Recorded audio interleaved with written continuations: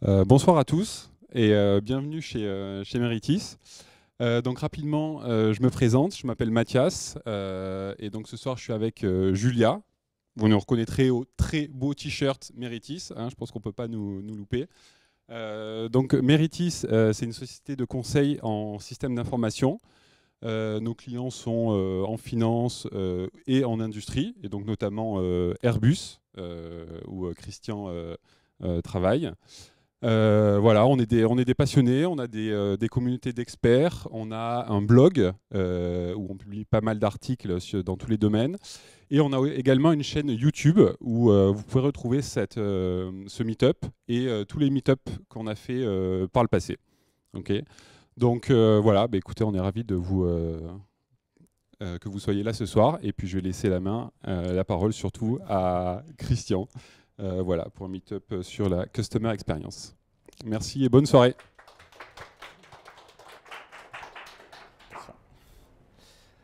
Bonsoir à tous, et donc merci de m'accueillir dans ce meet-up.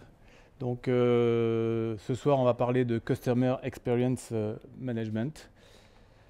Je vais commencer donc par me présenter. Donc je suis Christian Orsatti, je suis actuellement coach agile et change catalyst au sein d'Airbus Defence and Space, donc chargé d'aider l'engineering de Defence and Space, c'est-à-dire A400M, les satellites, l'observation de la Terre, déployer l'agilité et l'amélioration.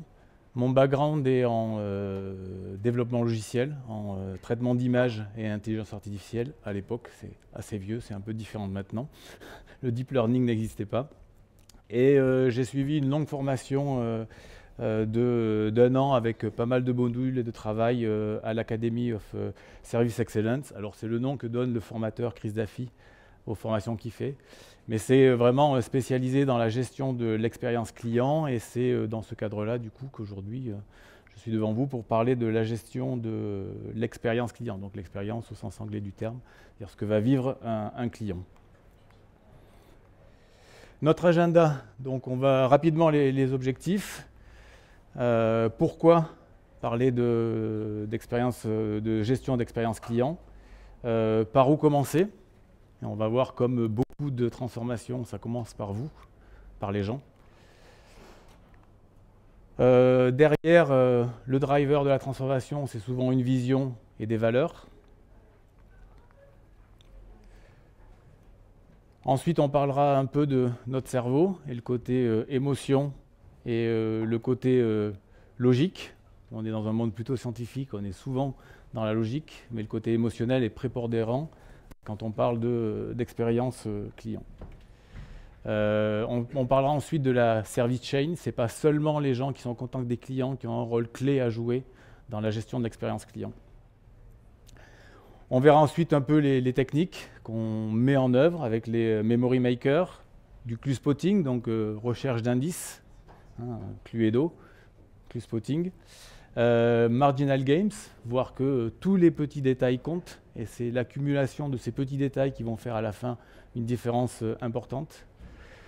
Et on finira sur du journey mapping, qui est une technique pour essayer de mapper une expérience client et de voir où trouver les points d'information. Puis il sera temps de conclure. Alors cette présentation est basée sur une formation qui est faite sur une journée chez Airbus. Donc en principe, on prend une journée pour faire ça. Bon, il y a des exercices dedans, il y a 3 heures d'exercice, il y a du journée mapping qui est fait sur des sujets, mais ça va être dense. On va essayer d'avancer de manière claire et rapide pour ne pas finir trop tard.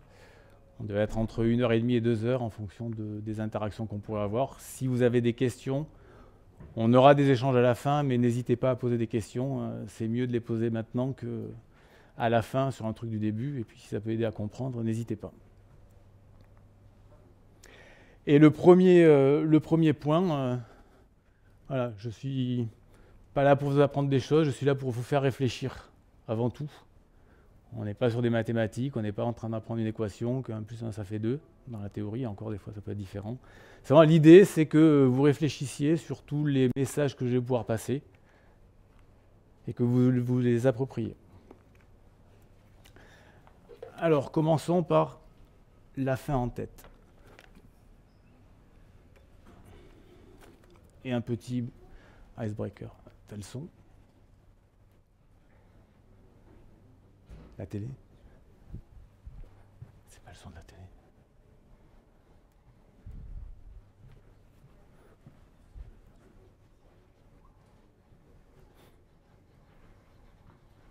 Bon, le son n'est pas très important là.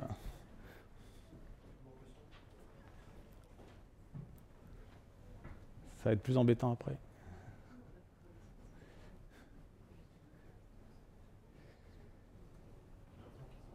Alors attends. Ouais. De toute façon c'est fini. Vous pouvez faire quelque chose?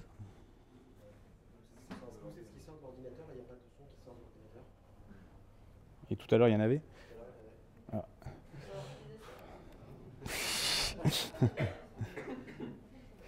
On va réessayer.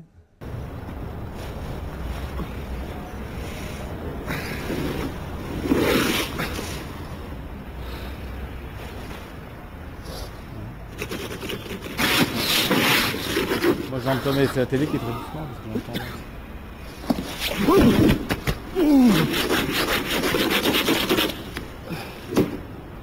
Ouais, la télécommande elle ne monte pas le son, mais je pense à la télé qu'il n'y a pas de assez de son. Ouais, je ne serais pas plus doué que. Il n'y a pas un bouton. Attends. Il n'y a pas. Parce que là. Ouais, c'est ça. Enfin, est-ce que c'était la bonne télécommande?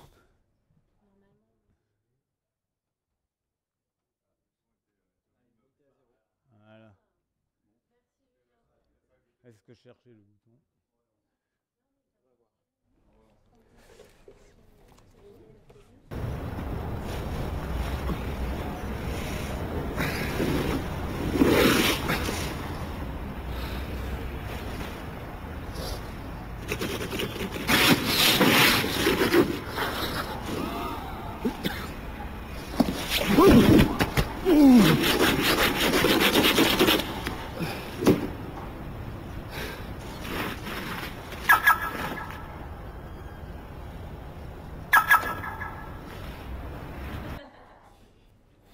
Voilà, donc, bon, sous forme d'icebreaker, un message plus global que l'expérience client. Toujours commencer avec son but en tête. La direction, la vision, on verra après, mais avoir en tête son but, savoir où on va. Sinon, on se retrouve dans des situations comme ça où on a atteint ce qu'on voulait, on voulait nettoyer sa voiture, mais ce n'est pas la sienne. Donc, les objectifs, on va avancer rapidement. Donc, pour moi, ce que j'aimerais que vous reteniez, c'est de comprendre un peu les principes de la gestion de l'expérience client, du Customer Enchantment, ce qu'on appelle aussi le CX, la recherche de la loyauté. Pour vous, d'être convaincu ou au moins sensible au fait que c'est important pour vous personnellement, que ce soit dans votre vie personnelle et pour votre entreprise. Et de réaliser aussi que vous soyez en contact de clients ou pas, vous êtes un acteur clé dans toute la chaîne sur la gestion de l'expérience client. Alors vos objectifs, on n'a pas le temps de les voir, mais juste si vous avez en tête quelques objectifs pour ce meet-up, essayez d'y penser et de voir si à la fin, pensez au pourquoi, si à la fin vos objectifs sont atteints ou pas. Alors, on va faire rapidement juste pour savoir un peu, technique du... D'habitude, je fais lever les gens et j'ai fait à droite, à gauche, mais là, ça fait... là, ça va être un peu plus compliqué. Donc, juste pour savoir, est-ce que vous avez déjà entendu, est-ce que vous savez un peu ce que c'est? Donc, allez, 10 secondes. Vous savez ce que c'est, un petit peu ou pas du tout? Je compte jusqu'à 10, vous levez le poing. 1, 2, 3, 4, 5. Allez, si vous êtes prêts, go! Bon, c'est mitigé, mais bon, ça se découvre. Alors, c'est des choses, quand j'ai fait les formations, c'est beaucoup plus en avance aux États-Unis et en Angleterre. Ça arrive en France. Mais effectivement, c'est quelque chose sur lequel on n'est pas forcément sensibilisé. Pour ceux qui seront encore là et qui auront survécu, on le fait à la fin pour voir si vous avez progressé. Donc, je vais prendre le temps de lire ça, parce qu'il y a tout dedans. A customer is the most important visitor in our premises. He is not depending on us, we are depending on him. He is not an interruption in our business, in our work. He is the purpose of it. He is not an outsider in our business, he is part of it. We are not doing him a favor by serving him, he is doing us a favor by giving us an opportunity to do so. Globalement, tout ce que je vais raconter, c'est là. Alors, Mahatma Gandhi, ça c'est pour faire réagir aussi, c'est pas lui qui a dit ça. Mais si vous cherchez sur Internet, c'est toujours lié à lui. En fait, c'est une phrase qui a été prononcée dans la fin des années 60, début des années 70 par des hauts dirigeants de Ford.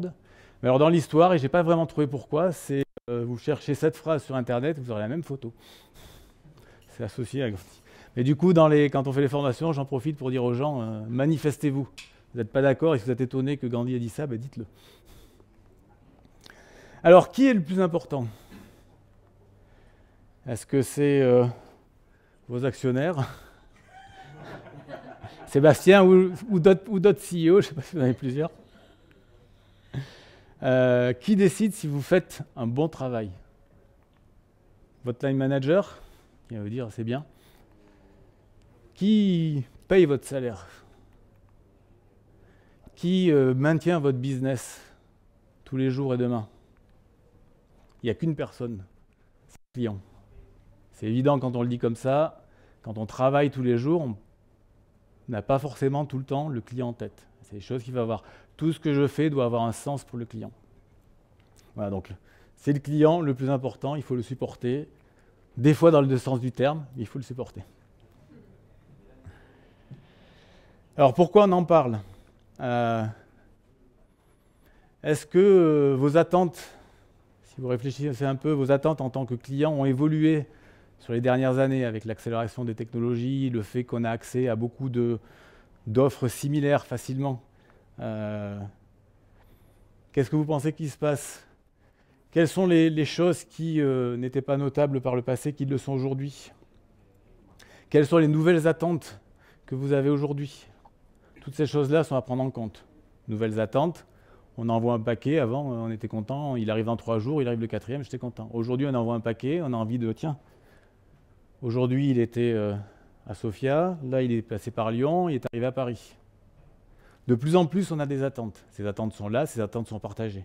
Donc il y a un vrai changement là-dedans. Donc on va dire que l'ancienne façon de réfléchir, c'est un peu dépassé maintenant, hein, et les choses qui étaient notables, qui impressionnaient, n'impressionnent pas plus forcément. Des choses qui n'étaient pas notables sont notables, inversement. Ce qui n'avait pas d'impact avant peut en avoir maintenant. Donc le fameux on cost, on time, on quality, qui n'est pas forcément dans le bon sens déjà, ça dépend de si on est financier, qui on est. Pour les clients, c'est plutôt on quality, on time et puis on cost. Ça devient la base. Si on n'a pas ça, il y a d'autres offres similaires ailleurs, je vais aller voir ailleurs. Deuxième point, la connexion émotionnelle avec les clients est plus importante, aussi importante que la satisfaction du client. Et cette connexion émotionnelle peut même permettre de laisser passer quelques erreurs ou des choses comme ça, parce qu'il y a autre chose que juste la relation. Donc, on essaye de travailler, et chez Airbus, on essaye de le mettre ça en avant, je détaillerai un peu après, on trust, on memory, on empathy. À rajouter à ça, bien sûr, encore une fois, et rechercher le customer loyalty beyond reason, donc vraiment que ce soit clé au niveau de la recherche de la loyauté client. Alors, le but d'une entreprise, ça reste de créer un business qui est rentable et qui est profitable. Ça, il n'y a pas de doute. Si c'est le client qui est le plus important, s'il paye nos salaires et tout, il faut quand même que l'entreprise soit rentable. Alors pour des clients profitables, quand on fait ce genre de démarche aussi, il faut réfléchir et peut-être segmenter et voir à quel client on s'adresse et sur quel client on met en place ce travail de façon à avoir des clients qui soient profitables. Mais bon, On peut le faire sans mettre en place ça de toute façon. On a tendance à intéresser un marché sur lequel on est rentable. Pour faire ça, on essaye d'être le meilleur pour retenir les clients que l'on veut adresser. Et pour faire ça, on a deux aspects. On a des produits et des services qu'on espère être great, qu'on espère être de qualité. Et pour faire ça, on s'appuie sur des gens et une culture d'entreprise qu'on espère être great aussi. Aujourd'hui, bien souvent, on travaille sur une excellence opérationnelle, c'est-à-dire qu'on veut aller vraiment très loin, et puis on travaille sur une satisfaction au niveau du service. L'idée, c'est de passer à une excellence aussi au niveau du service, de la relation avec son client. Donc ça, c'est ce que je disais tout à l'heure, donc on essaye de passer de on time, on cost, on quality vers on empathy. Je comprends le besoin de mes clients. J'essaye de me mettre dans les step in your shoes, dans les chaussures du client, de le comprendre. On trust, la confiance, c'est ce qu'il y a de plus important. Pour avoir la loyauté, il faut avoir la confiance. Pas de loyauté, pas de confiance. Pas de confiance, pas de loyauté, pardon, dans l'autre sens. Et on memory, parce que une fois qu'on a eu un service, une fois qu'on a eu un produit, il reste quelque chose. Quand je vais en reparler, il y a quelque chose qui est en mémoire. Et c'est ça qui va ressortir. Donc travailler aussi sur ce qui est mémorable pour un client. Alors ça, on va avancer. Donc il faut avoir des services qui soient différenciants. Déjà, si on est là, on est content, mais bon, la meute, elle n'est pas loin derrière. L'idée, c'est que ça, c'est pas vraiment différenciant. Bon, on est là. C'est d'essayer d'avoir un gap plus important. Alors pour avoir un gap plus important, qu'il soit vraiment notable, il y a bien sûr la qualité du service, l'excellence qu'on avait tout à l'heure sur la droite. Mais il y a aussi travailler justement sur la gestion de l'expérience client qui peut faire par rapport à d'autres qu'on a ce gap. Et globalement, les entreprises s'améliorent sur la gestion du service, mais c'est ce que je disais tout à l'heure, l'attente des clients augmente de plus en plus. Alors, par où commencer ? Par vous, par les employés. S'il y a des gens des RH dans la pièce, par les employés. Il faut employer les bonnes personnes. Une pomme pourrie dans un panier, le panier va pourrir. Toutes les pommes vont pourrir. Il faut vraiment avoir les bonnes personnes. Et s'il y a des personnes qui ne sont pas dans cette tendance, il faut voir, il faut les mettre ailleurs. Alors, ma formation a été en Angleterre. En Angleterre, c'est très simple. C'est merci, vous avez des qualités, pas pour nous, allez voir ailleurs. En France, on ne travaille pas comme ça, mais il faut avoir les bonnes personnes. Donc, celles qui sont en place, c'est une part. Et quand on verra après, quand on embauche des personnes, il faut regarder et mettre des critères de façon à avoir les bonnes personnes. Et il faut prendre soin de ses employés. Il faut que ces employés soient bien dans leur peau, bien dans leur travail, bien dans leur entreprise. Parce que ça va transparaître. On va voir le côté émotionnel, ça va transparaître. Il y en a peut-être qui connaissent, si je vous mets ça, il est content, il n'est pas content, il y a des yeux. Là, moi, employé, est-ce que je suis content ? Oui, je suis très content. Ça se voit, regardez mes yeux. Non, je ne suis pas content, non. On le voit dans les yeux. Ou, ouais. Et ça se voit. Et pourtant, ils n'ont pas changé. Donc là, on a les trois. Donc voilà, c'est la même chose. Et pourtant, au niveau du regard, on voit la joie ou le fait que ça passe. Donc si on n'est pas bien, je veux dire, ça va transparaître. On parlait tout à l'heure d'empathie. Je veux dire, si je ne suis pas bien, je m'en fous des problèmes de mon client, de mon collaborateur. Ça s'applique en interne. Je veux dire, je suis déjà pas bien. Je veux dire, l'entreprise, elle ne prend pas en compte mes avis, etc., si on reste au niveau entreprise. Donc, ça ne va pas bien se passer. Donc, il faut vraiment travailler sur les employés. Donc, trouver les bonnes personnes. Bon. On cherche la sagesse de quelqu'un de 60, avec l'expérience de quelqu'un de 50, qui a le savoir de quelqu'un de 40, l'enthousiasme de 30 et la paye de quelqu'un de 20. Donc, le mouton à 5 pattes. c'est juste une façon de présenter les choses, mais bien souvent, on a tendance à rechercher. C'est compliqué, hein, il faut trouver les bonnes personnes, mais voilà, il faut se mettre des critères. Alors, toute cette partie, je vais aborder un petit peu donc la partie sur comment recruter les bonnes personnes. Il faut vraiment travailler avec des spécialistes, avec des RH. Ce n'est pas du tout mon domaine. Donc, je vais donner quelques éléments, mais c'est une partie sur laquelle il faut vraiment travailler avec des spécialistes du domaine, des psychologues, etc. Un point important quand même, c'est qu'à partir de 21 ans, globalement, la façon dont on est notre personnalité, elle est figée. Et ça, on ne la changera pas. Donc s'il y a quelqu'un dont la personnalité ne va pas, ce n'est pas la peine de se dire « ouais, il va venir avec nous, il va évoluer », elle ne changera pas.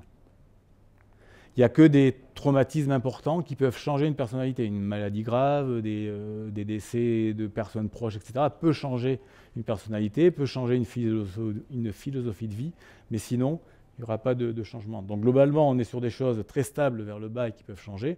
Donc les comportements, ça peut changer souvent. Les valeurs sur lesquelles on vit, ça change. Et souvent, au fur et à mesure qu'on avance dans la vie, avec l'expérience, l'âge, ces choses-là changent. Quand on arrive au niveau de la personnalité puis du caractère, ça ne change pas, ça ne changera plus, sauf au niveau du caractère, sauf avec des traumatismes. Donc il y a différents types d'assessment pour voir la personnalité aux différents niveaux, hein, dont celui de Hogan au niveau des caractères qui est le plus connu. Alors, juste quelques stats sur son utilisation. Il est beaucoup utilisé aux États-Unis. Je ne vais pas rentrer dans le détail de ce que c'est. Encore une fois, je ne suis pas du tout un spécialiste du sujet.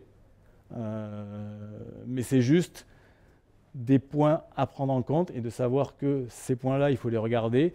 Les soft skills, aujourd'hui, sont aussi importants, si ce n'est plus important, notamment dans ce dont on parle ici, que les hard skills. Alors bien sûr, si je veux un développeur, je ne vais pas prendre quelqu'un de la finance.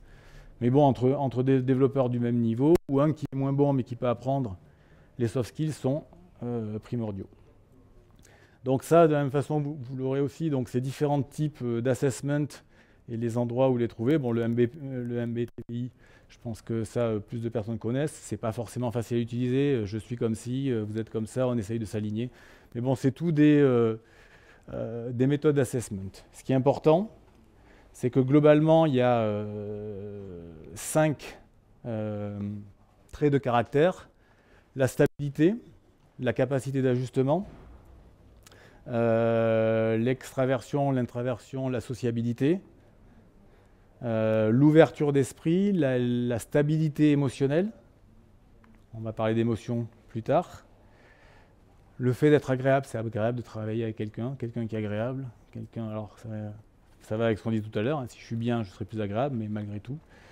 Et le fait d'être conscientiousness, d'être consciencieux en français, voilà, et de vouloir faire du bon travail, et aussi le côté drive ambition. L'ambition, quelqu'un qui a trop d'ambition, ça peut être un frein dans ce qu'on veut mettre en place dans le poste. Donc c'est des choses à regarder aussi.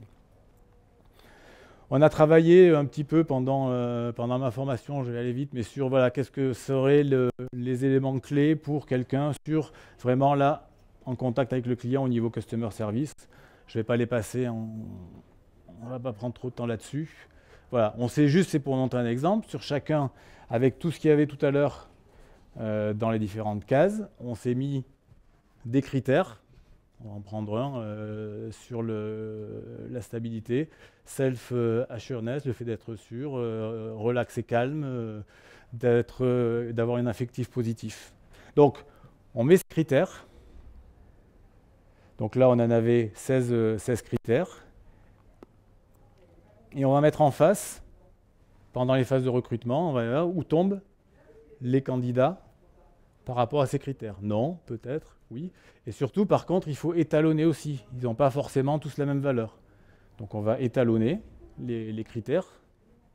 Et ensuite, lors des interviews, on va regarder. Voilà, là, si j'ai une interview avec quelqu'un qui tombe partout dans mes critères, il ne faut pas hésiter à l'embaucher. Si j'en ai un qui ne tombe pas du tout, il ne faut pas l'embaucher, il faut essayer de le filer à la concurrence, qui veut faire la même chose. Et puis, après, on n'a souvent pas tout vert, donc quand c'est pas vert, il faut travailler, regarder ces questions-là, les retravailler, voir, essayer d'évaluer est-ce que c'est un vrai problème ou pas.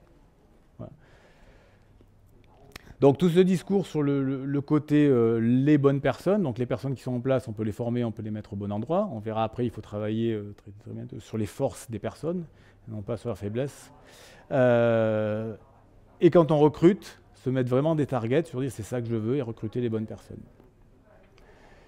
Ensuite, prenez soin de vos employés, ils prendront soin de votre business. Donc ça, c'est Richard Branson et c'est une de ses grands momentos avec Virgin Atlantic. Donc une photo. Ça, c'est notre équipe, l'Agile Development Team. Voilà, bon, ça, c'est la fin d'une journée de workshop, après 3 jours de workshop. Mais même dans les workshops, c'est détendu, on a des salles où on peut s'allonger, on travaille allongé, enfin voilà, on est bien, on travaille bien.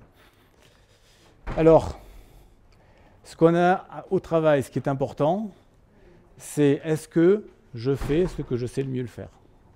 Ça, c'est le point le plus primordial. Est-ce qu'on me donne l'occasion de faire ce que je sais faire? Est-ce que je sais ce que l'on attend de moi? Est-ce que c'est clair? Troisième point important qui est plus lié à la relation, est-ce que les gens avec qui je travaille ont envie de faire un travail de qualité aussi? Parce que si je suis le seul, je vais m'épuiser. Donc travailler sur la force des personnes. J'ai été manager dans d'autres vies,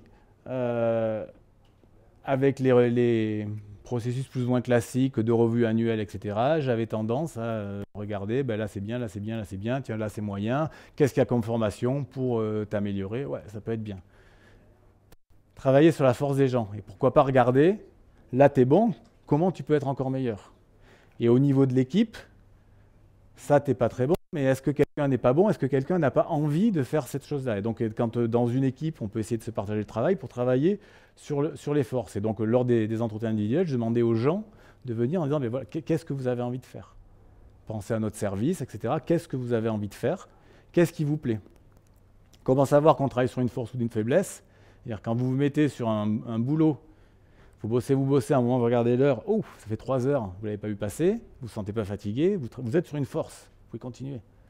Quand vous mettez sur un sujet, au bout de 10 minutes, vous regardez la montre, vous êtes épuisé, vous êtes sur une faiblesse.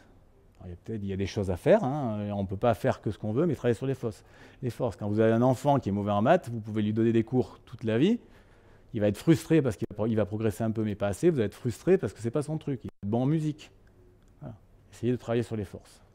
Moi, c'est lors de ma formation, et par rapport à mon rôle de manager, ça m'a fait pas mal changer. D'ailleurs, globalement, cette formation, on ne change pas le caractère, je n'ai peut-être pas changé le caractère, mais ça m'a changé assez profondément quand même.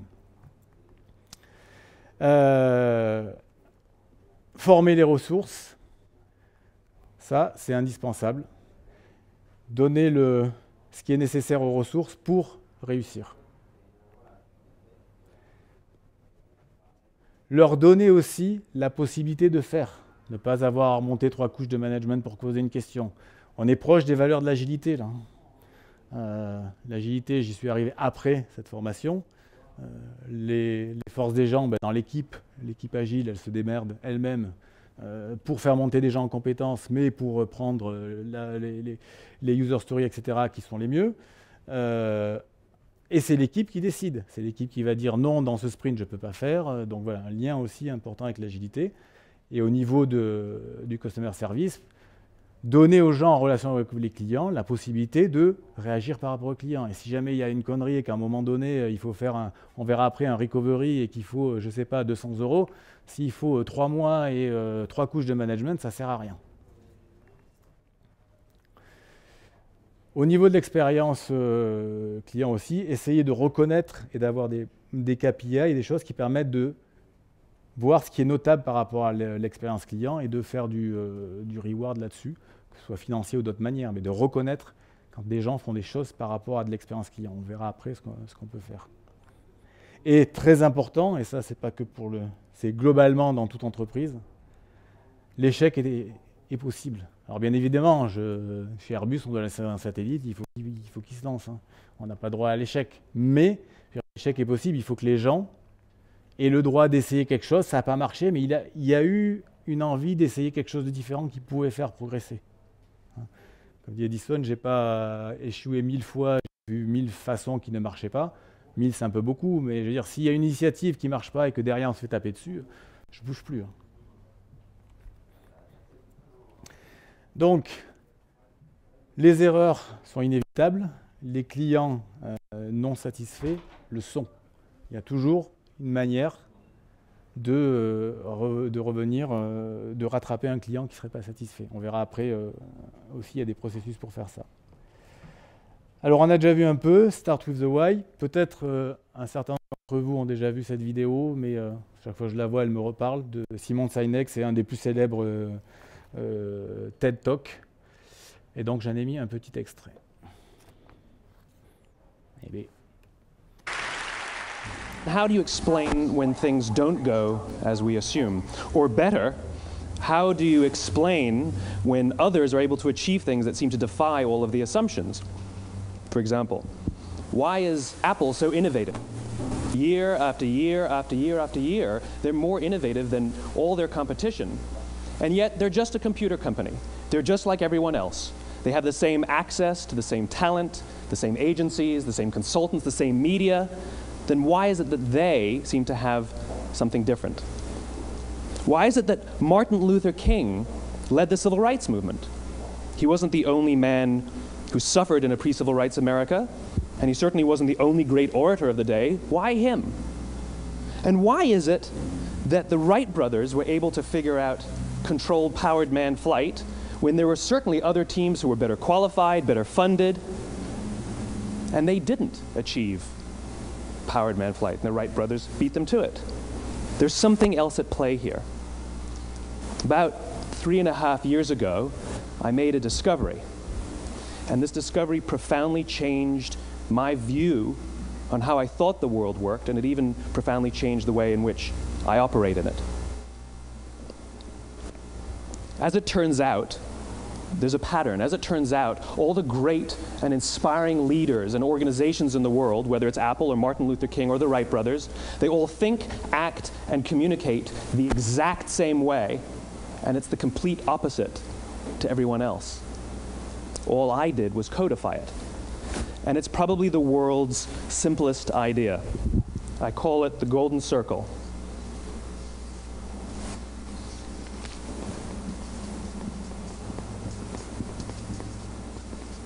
Why, how, what?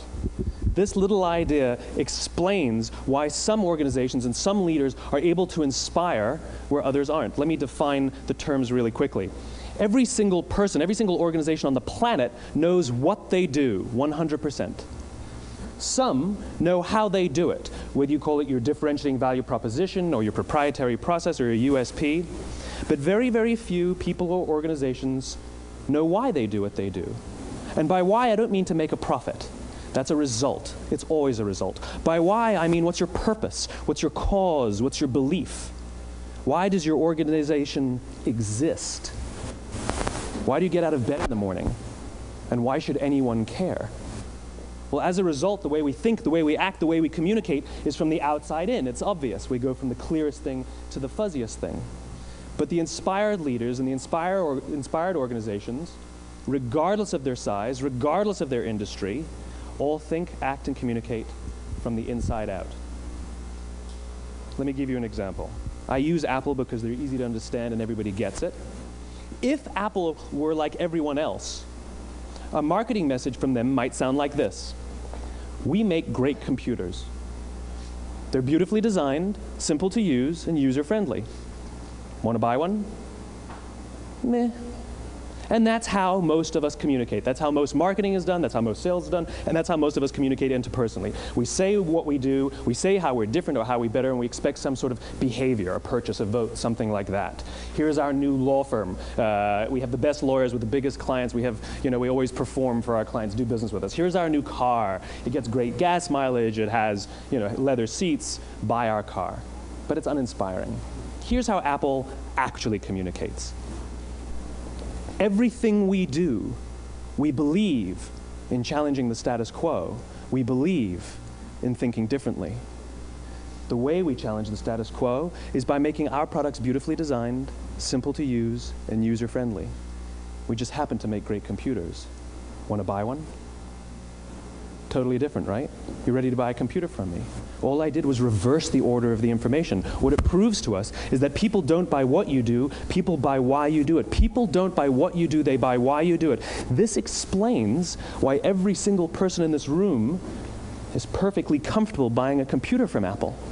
But we're also perfectly comfortable buying an MP3 player from Apple, or a phone from Apple, or a DVR from Apple. But as I said before, Apple's just a computer company. There's nothing that distinguishes them structurally from any of their competitors. Donc c'est juste un extrait, hein, c'est beaucoup plus long. Et si vous avez le temps, ça vaut le coup de le regarder en entier. Donc, ça a l'air évident peut-être, enfin ça l'est depuis le temps pour moi. Si on regarde les messages aujourd'hui encore, ils sont bien souvent dans le sens inverse, et même les pros de la communication. On va lancer un nouveau satellite, des nouveaux satellites, là, les Pléiades Neo à 30 cm de résolution. Il y a un message marketing qui est parti, qui est de dire on va faire un satellite à 30 cm, what? Pour le faire, on va faire ça, ça, ça et ça, comment? Et le message finit en disant vous allez pouvoir faire de gestion des risques, monitoring forêt, etc. What, how, why? Et pas dans l'autre sens. Et si vous regardez les messages de pub et tout, bien souvent, ils sont encore dans l'autre sens. Start with the why, c'est, on l'avait au début, c'est où je veux aller, mais c'est vraiment pourquoi je fais les choses. Et donc ça, c'est pour introduire la suite qui sera les visions et les valeurs. Donc, qu'est-ce qui nous motive pour faire un boulot, donc essayer d'avoir un boulot exceptionnel? C'est le résultat. Alors, on va avancer un peu. Pardon. Hop. Donc, globalement, vision et valeurs. Pour mettre en place ces visions et valeurs, on a des systèmes et des process qui sont basés sur des personnes et de cultures et qui vont nous permettre de faire des produits ou des services pour arriver au résultat. Donc, on a le why, le how et le what. Et en général, on est là-dessus. On a nos produits, nos services, nos résultats, c'est ce que l'on connaît.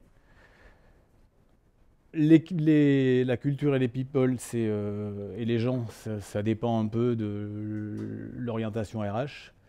Les systèmes et les process, ouais, on est toujours bon là en général. On a plein de procédures, à suivre. Et la vision et la valeur, c'est des choses qui ne sont pas forcément évidentes. Aujourd'hui, si vous allez sur beaucoup de sites américains, anglais, il y a vision-valeur. C'est les premières choses en théorie qui doivent driver où on veut aller. Donc vision et valeur. C'est comme le yin et le yang. Donc, la vision... Oups, je vais trop vite. Donc, c'est où on doit aller, avoir une description claire.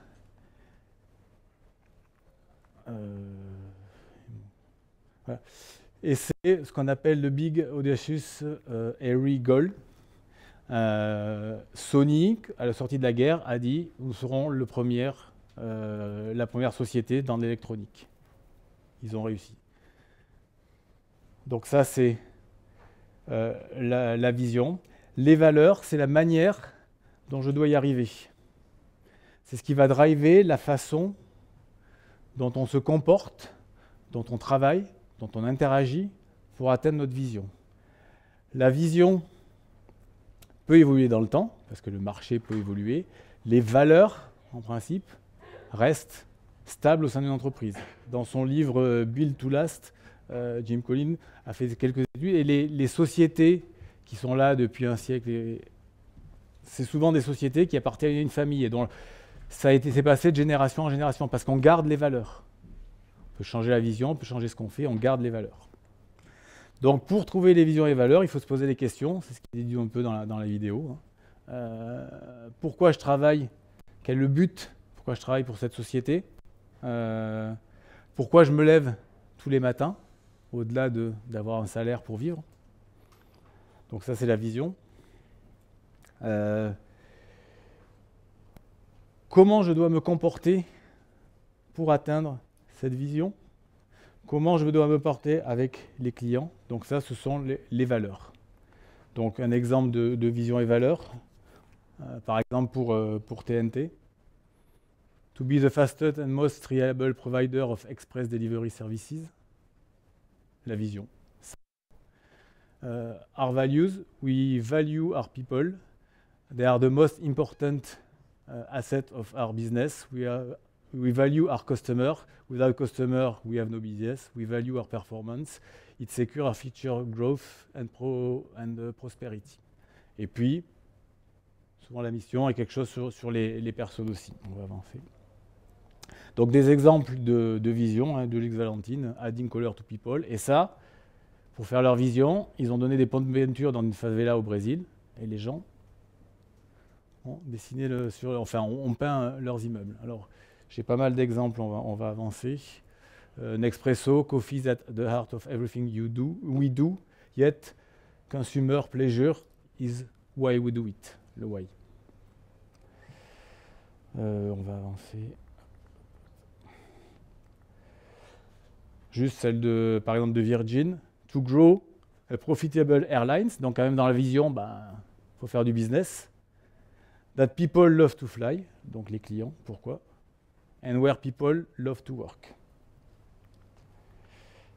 Et une dernière, toute simple, le driver de Disney, to make people happy, tout simplement.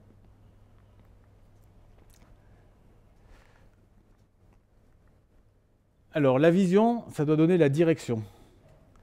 Ça doit être une cause noble, on doit être fier d'elle. Il faut que ce soit court en principe. Si c'est un paragraphe, on ne va pas la retenir, on ne sera pas capable de la répéter par cœur. Et surtout, il faut que ça reste en mémoire.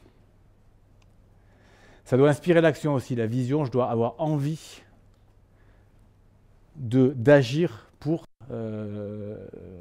atteindre la vision. Ça doit bien évidemment pousser à des bons comportements. C'est une vision pour atteindre la vision, on est obligé de se comporter de manière non correcte. C'est pas une bonne idée. Et puis ça doit tenir le bar test. Après quelques verres, on doit encore la connaître par cœur. Les valeurs. Les valeurs, c'est la façon dont on se comporte. Donc, elles doivent aider tout le monde sur ce qu'il faut faire pour atteindre la vision. Elles doivent montrer le chemin et les moyens pour atteindre la vision. Elles doivent définir clairement ce qui est acceptable et pas acceptable pour atteindre la vision, si le besoin est. Les meilleures valeurs, encore une fois, on va voir les émotions après, c'est les valeurs qui peuvent créer des émotions et donc toucher au niveau du cœur et des émotions. Et une fois qu'elles sont établies, elles doivent être appliquées par tout le monde, et notamment par les managers, les leaders. Définir des valeurs, demander aux employés de les appliquer et pas se les appliquer soi-même, ça ne marchera pas. Donc, après des exemples concrets, ça c'est l'équipe que j'ai rejoint là, au mois de septembre. Donc on a travaillé dans notre premier workshop sous mon impulsion, mais tout le monde était d'accord pour travailler sur une vision, parce que ça peut s'appliquer à une société, ça peut s'appliquer à un service, ça peut s'appliquer à un groupe. Donc voilà notre vision, on a mis un peu de temps pour la sortir, mais on a tous fiers, hein, je n'ai pas besoin de la lire. But we are the change catalyst, helping you to deliver frequently and efficiently value to please your customer. Alors le please n'est pas satisfy, j'étais derrière. Mais voilà, on est là pour aider à livrer de manière efficace et fréquente l'agilité pour les clients. Voilà. Et nos valeurs, on va pas avoir le temps de les lire, mais voilà, les people first, continuous improvement, frugal innovation.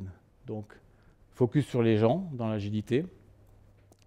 S'améliorer de manière continue, apprendre, notamment dans l'amélioration. Il y a l'amélioration pour délivrer mieux, plus vite, plus de qualité, mais il y a apprendre aussi.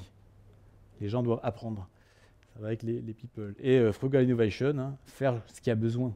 C'est des principes de l'agile aussi, hein, keep it simple and stupid, mais voilà, faire juste ce qu'il y a besoin. Ça peut s'appliquer aussi, donc là on est un groupe. Sophia aussi avait travaillé sur l'équipe de validation qu'avait définie. Donc l'équipe de validation, c'était dans un cycle en V classique, recevait le soft des développeurs et le livrait au customer service qui allait le déployer. Donc, ils allaient travailler sur leurs valeurs. We validation team, feel safe and confident in our product. Tout simple. Voilà. Je valide et je donne confiance. Et puis, ils allaient travailler sur leurs valeurs, rigueur, transparence, team spirit, daily engagement, et sur les personnes eux-mêmes. Et on verra après, ils ont fait aussi du story mapping, ce qu'on verra après, pour savoir comment ils pouvaient rendre un meilleur service au customer support. Il avait fait dans l'autre sens aussi, pour savoir comment ils pouvaient avoir de meilleurs éléments pour faire leur travail de validation. Donc tout ça, c'est pour les clients finaux, ça peut s'appliquer en interne. Alors, ça fait un moment que je parle d'émotion. Notre cerveau, côté gauche, côté droit. Côté gauche, c'est le côté logique. Meritis, une société de technologie. Pour beaucoup d'entre nous, un background scientifique. On est câblé logique. Donc on travaille avec le côté gauche du cerveau. Côté droit, côté émotion, c'est quelque chose qu'on utilise beaucoup moins.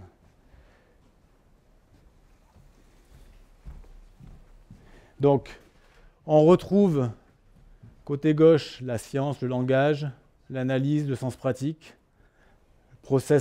les process, les tâches, passé et futur.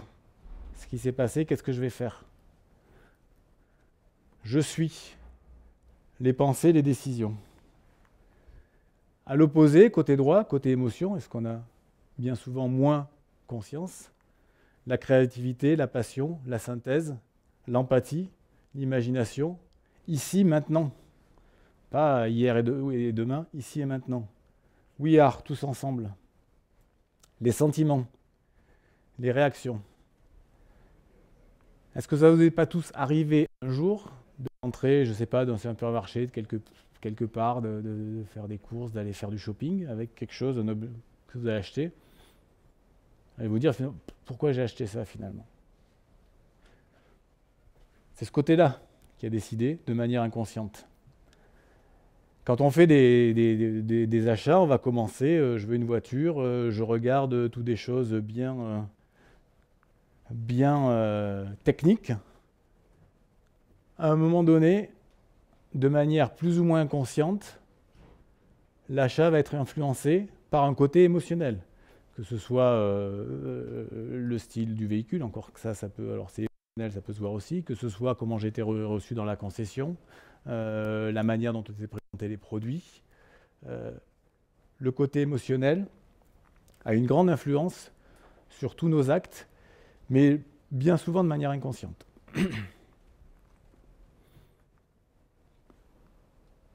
Donc bon, ça s'oppose, grosso modo, chaque fois on a les oppositions entre le côté logique et le côté émotionnel.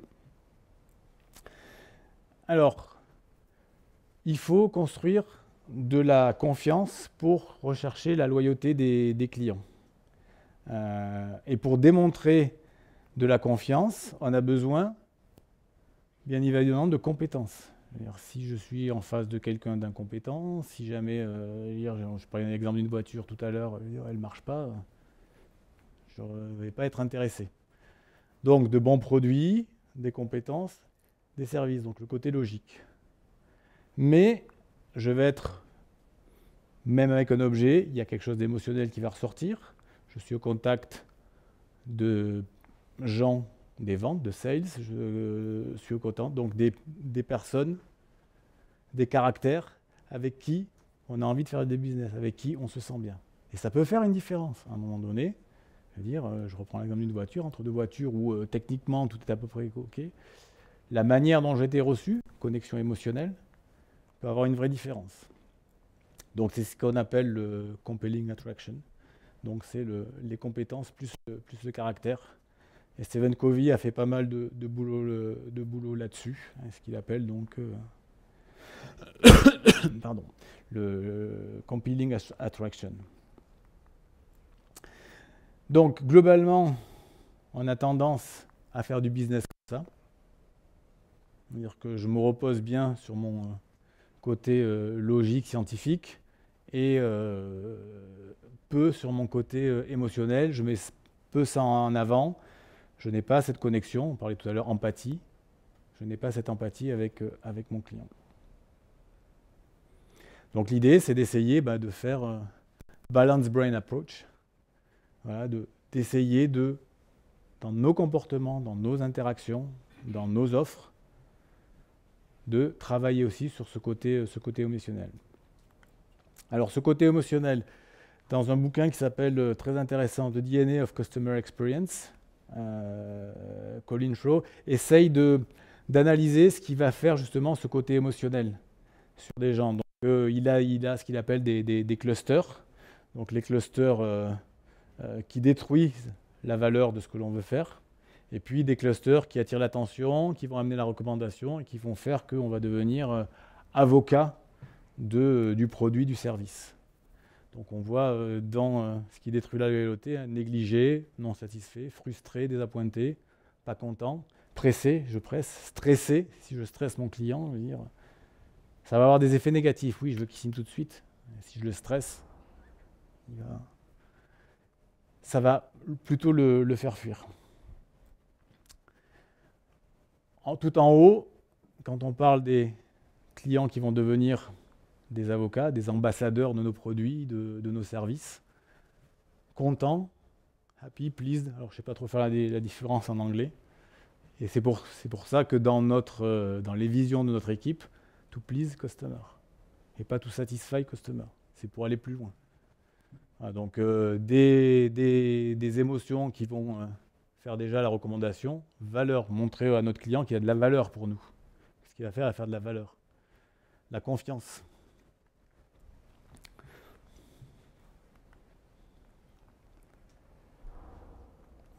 Donc, pour mettre ça en place, on va travailler maintenant sur la chaîne de service qui permet d'amener à gérer l'expérience client. Globalement, la plupart des entreprises sont organisées comme ça.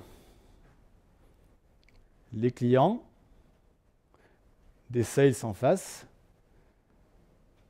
et des managers à ce niveau-là donc des sales, des managers, etc., des managers de première line, et puis le comité de direction.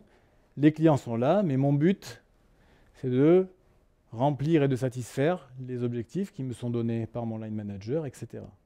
Mon but premier, c'est de satisfaire ce qui est en haut dans l'organisation de la société. Donc ça, on tourne le dos au client, très clairement. Si mon objectif, c'est de remplir juste mes KPI, ok, je dois faire tant de chiffre d'affaires. Oui, si je le fais, ça fait les clients. Mais d'un point de vue de l'émotion avec le client, mon objectif, c'est de faire tant de chiffre d'affaires ce mois-ci.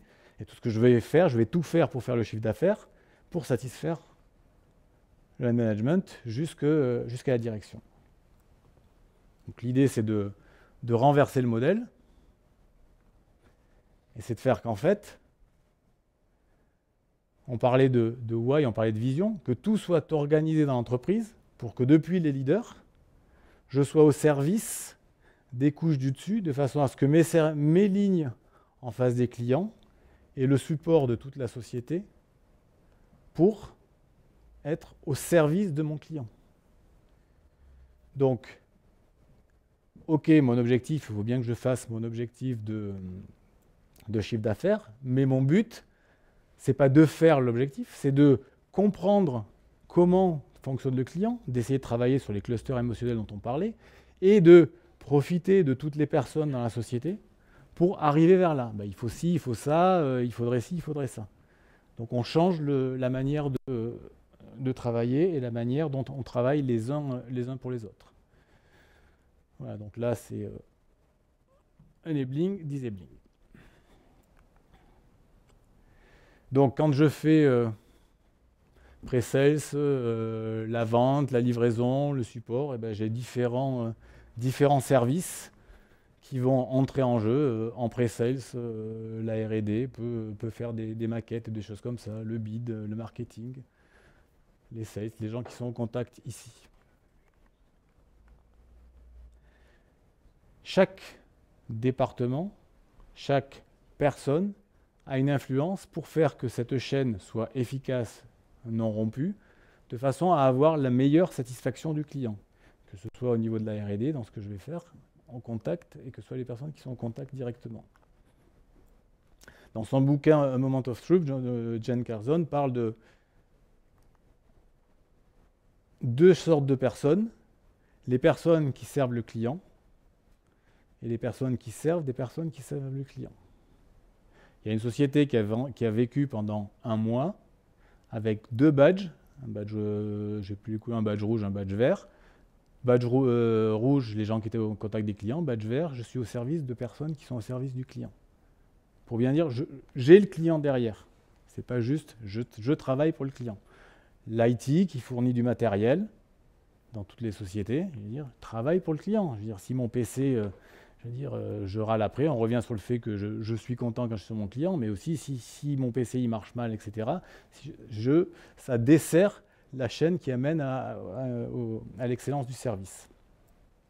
Donc si on ne sert pas directement le client, on s'assure qu'on sert des personnes qui servent le client et on comprend ce que l'on peut amener.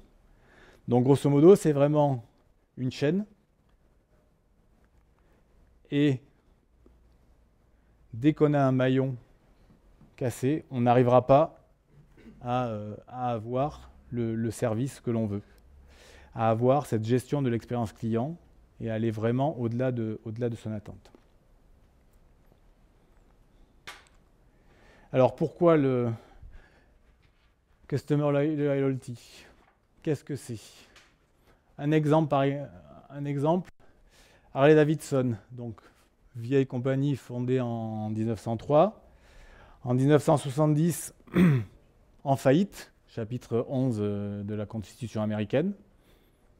Aujourd'hui, c'est probablement, au point de vue donc sous la pression des motos japonaises, c'est probablement la marque qui a les clients les plus loyaux. On en connaît tous, ou on en a croisé. Je veux dire, c'est vraiment, quand on est Harley-Davidson, on est Harley-Davidson. Alors, pourquoi? Parce que ce que dit le VP, la Europe, John Russell, c'est Harley-Davidson ne vend pas des motos, mais on vend une expérience. Il y a sur le site de Sofia quelqu'un qui a acheté une Harley, il a attendu, alors pas une grosse, hein, il n'est pas tatoué, mais je veux dire, il a acheté une Harley, il l'a attendu 6 mois, ça ne l'a pas embêté, oui, il la voulait plutôt, il l'a attendu 6 mois parce qu'il l'a spécifié ce qu'il voulait, et quand il l'a eu, je veux dire, il rentre dans un cercle, il vit une expérience, il a une carte, il y a enfin, pas des clubs d'utilisateurs, enfin des gens qui se regroupent, donc on peut aller faire des virées le week-end, on rentre tout de suite dans une communauté, voilà, dans une communauté, il y a une vraie expérience derrière. On ne fait pas qu'acheter une moto, on achète une façon de vivre, on achète, alors on adhère ou on n'adhère pas, hein, ça revient à ce qu'on disait au début, d'avoir les bonnes personnes, mais et les gens recommanderont des Harley. Alors, construire, quand on parle donc de loyauté, quand on veut les recommandations des clients, il faut avoir des expériences qui restent mémorables. Message 1. Hey, this is Dave. Stop. Delete. Message 2. Hello, Mr. Carlson. Your reservation request for February. Stop. Delete. Message 3. Yeah, Terry, that meeting at 4 has been moved up to noon. Call me as soon as you can. Warning. Breakdown imminent. CarTrack recommends immediate service. Oh no, my meeting.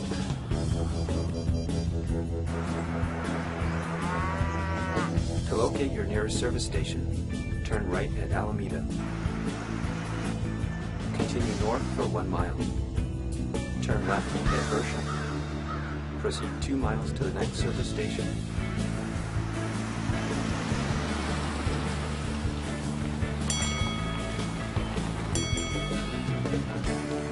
Hi, Hi. Terry Carlson. Yes? CarTrack alerted us you were on your way.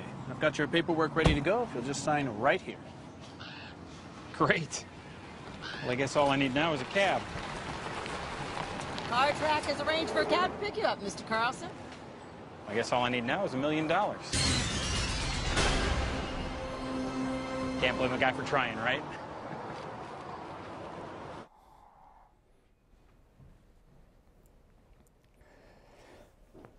Donc, c'est ce qu'on dit depuis le début, hein, la gestion du client, c'est une des opportunités partout, immense, de faire une différence. À ce niveau-là, qu'est-ce que vous pensez de la personne? Je veux dire, il a une réunion, il tombe en plein en race campagne, il te dit c'est raté. Et finalement, ben, on lui dit où aller, on l'attend pour réparer sa voiture, il y a un taxi qui l'amène. Donc, qu'est-ce qui va lui rester en mémoire de cette expérience finalement? C'est une sorte de recovery, on verra après le recovery qui a été appliqué. Et ce recovery, comment ça a été arrivé? Ben parce que la voiture a déjà tombé en panne, ils ont demandé aux clients comment ils pourraient faire en prenant des inputs des clients, etc. C'est tout un travail à faire. Mais voilà une expérience mémorable et une expérience dont la personne va avoir envie de parler. Et aujourd'hui, les technologies, les nouvelles technologies qu'on a peuvent nous amener à envisager de plus en plus d'expériences, peut-être de ce type-là, de types différents, mais qui peuvent aller sur des choses qu'on n'imaginait pas. Il y a 10 ans, on n'aurait pas imaginé une voiture, on sait où aller, on sait l'amener à un garage, on sait commander un taxi, le temps qu'il arrive. Alors, comment créer la loyauté du client? On va faire un peu de mathématiques, non, mais on va un peu codifier. Donc, grosso modo, il y a trois états. Hein. Je suis satisfait, je suis moins que satisfait, et je suis plus que satisfait. Ouais, orange, on voit que le satisfait il est en orange, hein, rouge et vert. On peut dire aussi satisfied, delighted. Nous, on travaille en général sur c'est simple, ça se retient, OK, c'est bien, ouch et wow. L'effet wow, voilà, c'est ce qui est inattendu. Et le ouch, c'est quand ça se passe mal. Alors, comment je sais si les expériences que vit mon client, que je délivre, parce que c'est quand même moi qui les donne, et donc les expériences que vit mon client, vont avoir l'influence que je veux et l'amener vers la loyauté, vers faire qui va recommander nos solutions. Comment va-t-il garder en mémoire les expériences qu'il vit? Qu'est-ce qui sera mémorable? Si on revient là-dessus, d'après vous, qu'est-ce qui est mémorable, qu'est-ce qui n'est pas mémorable? Allez, je ne vous ai pas entendu depuis le début. On perd du temps. Le hockey n'est pas mémorable, tout à fait. Le reste, je m'en souviens. Le hockey, c'est bien, bah ouais, c'est normal, surtout aujourd'hui, de plus en plus. Je veux dire, et c'est vrai, enfin, globalement, on est de moins en moins désatisfait. En général, je suis content. Et sur ce graphique, si on va de l'échelle entre quelque chose qui est invisible à quelque chose qui est inoubliable, je peux l'oublier, je le remarque, je commence à l'avoir en mémoire et je l'oublierai jamais. Ce qui est terrible ou terrifique, au sens anglais du terme. Génial. Ben voilà, en général, 80% des activités du business sont faites ici. Donc c'est bien, j'ai fait mon business, j'ai livré, mon client était content, puis voilà, on passe à la suite. Mais le côté, je m'en souviens, le côté le client va en parler, sur mes services, sur mes produits, il n'y est pas.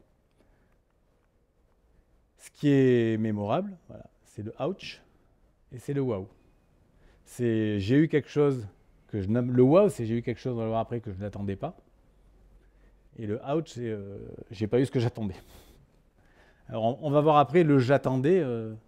C'est nous qui le plaçons, hein, l'expectation, l'attente du client. Il faut savoir la gérer dans la gestion de l'expérience client. Donc quand j'ai du ouch, c'est mémorable, mais j'ai pas envie de laisser ça en mémoire.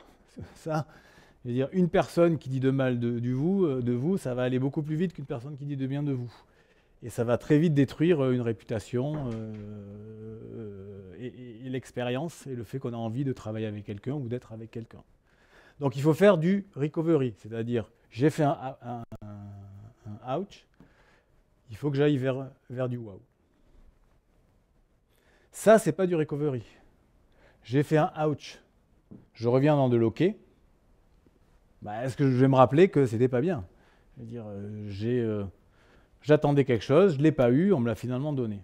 Ouais, mais bon, pour l'avoir, j'ai galéré. Et c'est ça qui va rester en mémoire.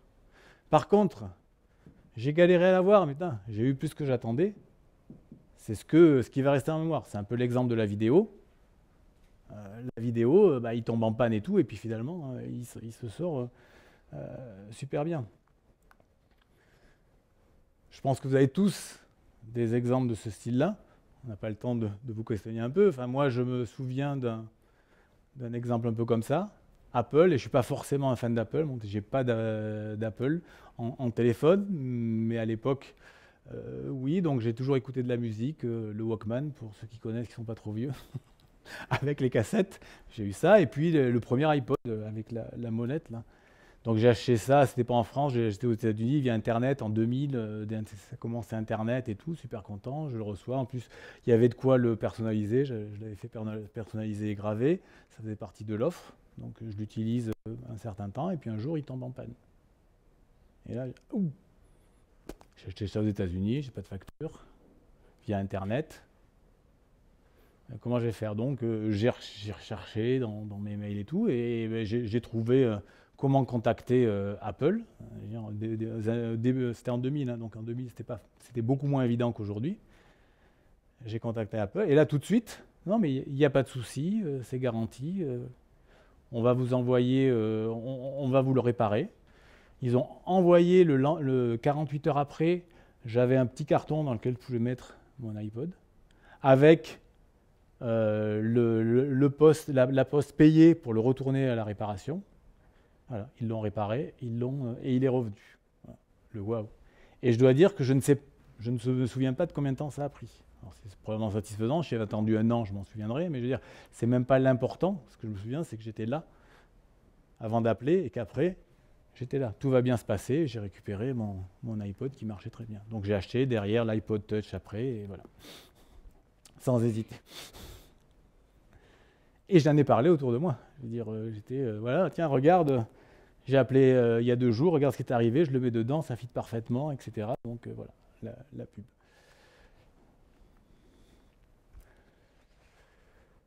Voilà, donc après, notamment dans le bouquin La stratégie Customer Service, il y a un peu... La confiance qu'on a avec un client, c'est un peu comme un bank account, comme son compte en banque. On a une certaine crédibilité, on peut faire des erreurs du coup. C'est-à-dire que je fais un watch, je fais un out, je fais un -3, je fais un wow, je fais un +1. Quand je fais un recovery, c'est plus fort, je fais un +6. Puis voilà, j'ai un certain crédit. Alors, il ne faut pas s'amuser à faire exprès, à faire ça pour aller là. Ça ne va pas marcher, ça peut coûter cher, parce que le recovery peut éventuellement coûter à la société. Donc, mais malgré tout, quand je suis loyal, quand j'ai vraiment une connexion avec un service, avec un produit, quand à un moment donné, quelque chose se passe mal, et que je dis non, ouais, ça ne va pas être très grave, c'est bon, c'était toujours bien, et ça va aller. Donc, il y a un certain... Alors évidemment, hein, 1 fois, 2 fois, 3 fois, ok, j'aimais bien. Voilà. Moi, typiquement Apple, ce qui me gonfle, c'est iTunes et tout, je ne peux pas foutre les trucs dessus, c'est insupportable pour moi. Voilà. Et je préfère mon Android, je branche, je mets, je copie-colle en déplaçant, et c'est beaucoup plus simple. Et je mets ma musique dessus, comme ça, sans avoir besoin d'un iTunes, avec une clé USB, et du coup, je me sers, et du coup, j'ai plus d'Apple. Voilà, enfin, à un moment donné, il y a des choses qui vont plus, mais ça donne quand même le droit à l'erreur, surtout si dans l'erreur on écoute le client. Alors, un point très, très important, hein, c'est quand on achète quelque chose, quand on va voir quelqu'un, quand on prend un service, c'est pas possible de ne pas avoir des attentes, un vécu, une expérience et de la mémoire. C'est les 3 points quand je vais consommer quelque chose, quand je vais acheter quelque chose. Je vais acheter quelque chose, j'ai une attente. Je l'achète parce que j'ai envie de quelque chose. Donc j'attends une certaine chose. D'un service, j'attends une certaine chose. L'expérience, c'est la manière dont va être délivré ce service. Et la mémoire, c'est ce qui va rester en mémoire. Globalement, reste plus en mémoire ce qui se passe à la fin que ce qui se passe au début. Donc il faut, pour gérer l'expérience client, il faut gérer ces 3 choses. Et l'attente est très importante, parce que l'attente, c'est bien souvent nous, en tant que compagnie, qui générons cette attente. C'est-à-dire, si je promets que je vais vendre un service qui fait papa, maman, nanani, que les sales, on reprend la pyramide de tout à l'heure, pour avoir mon chiffre d'affaires, il va signer. Si je lui dis que ça fait ça et ça, il va signer, et puis ça ne le fait pas. J'ai mis l'attente ici. C'est-à-dire, je peux faire ce que je veux, je ne le livrerai pas. Donc, ça ne sera même pas OK. Donc, il faut gérer l'attente. Il faut savoir ce que l'on peut faire et quelle est l'attente que doit avoir mon client. L'expérience ensuite, c'est comment je vais la livrer.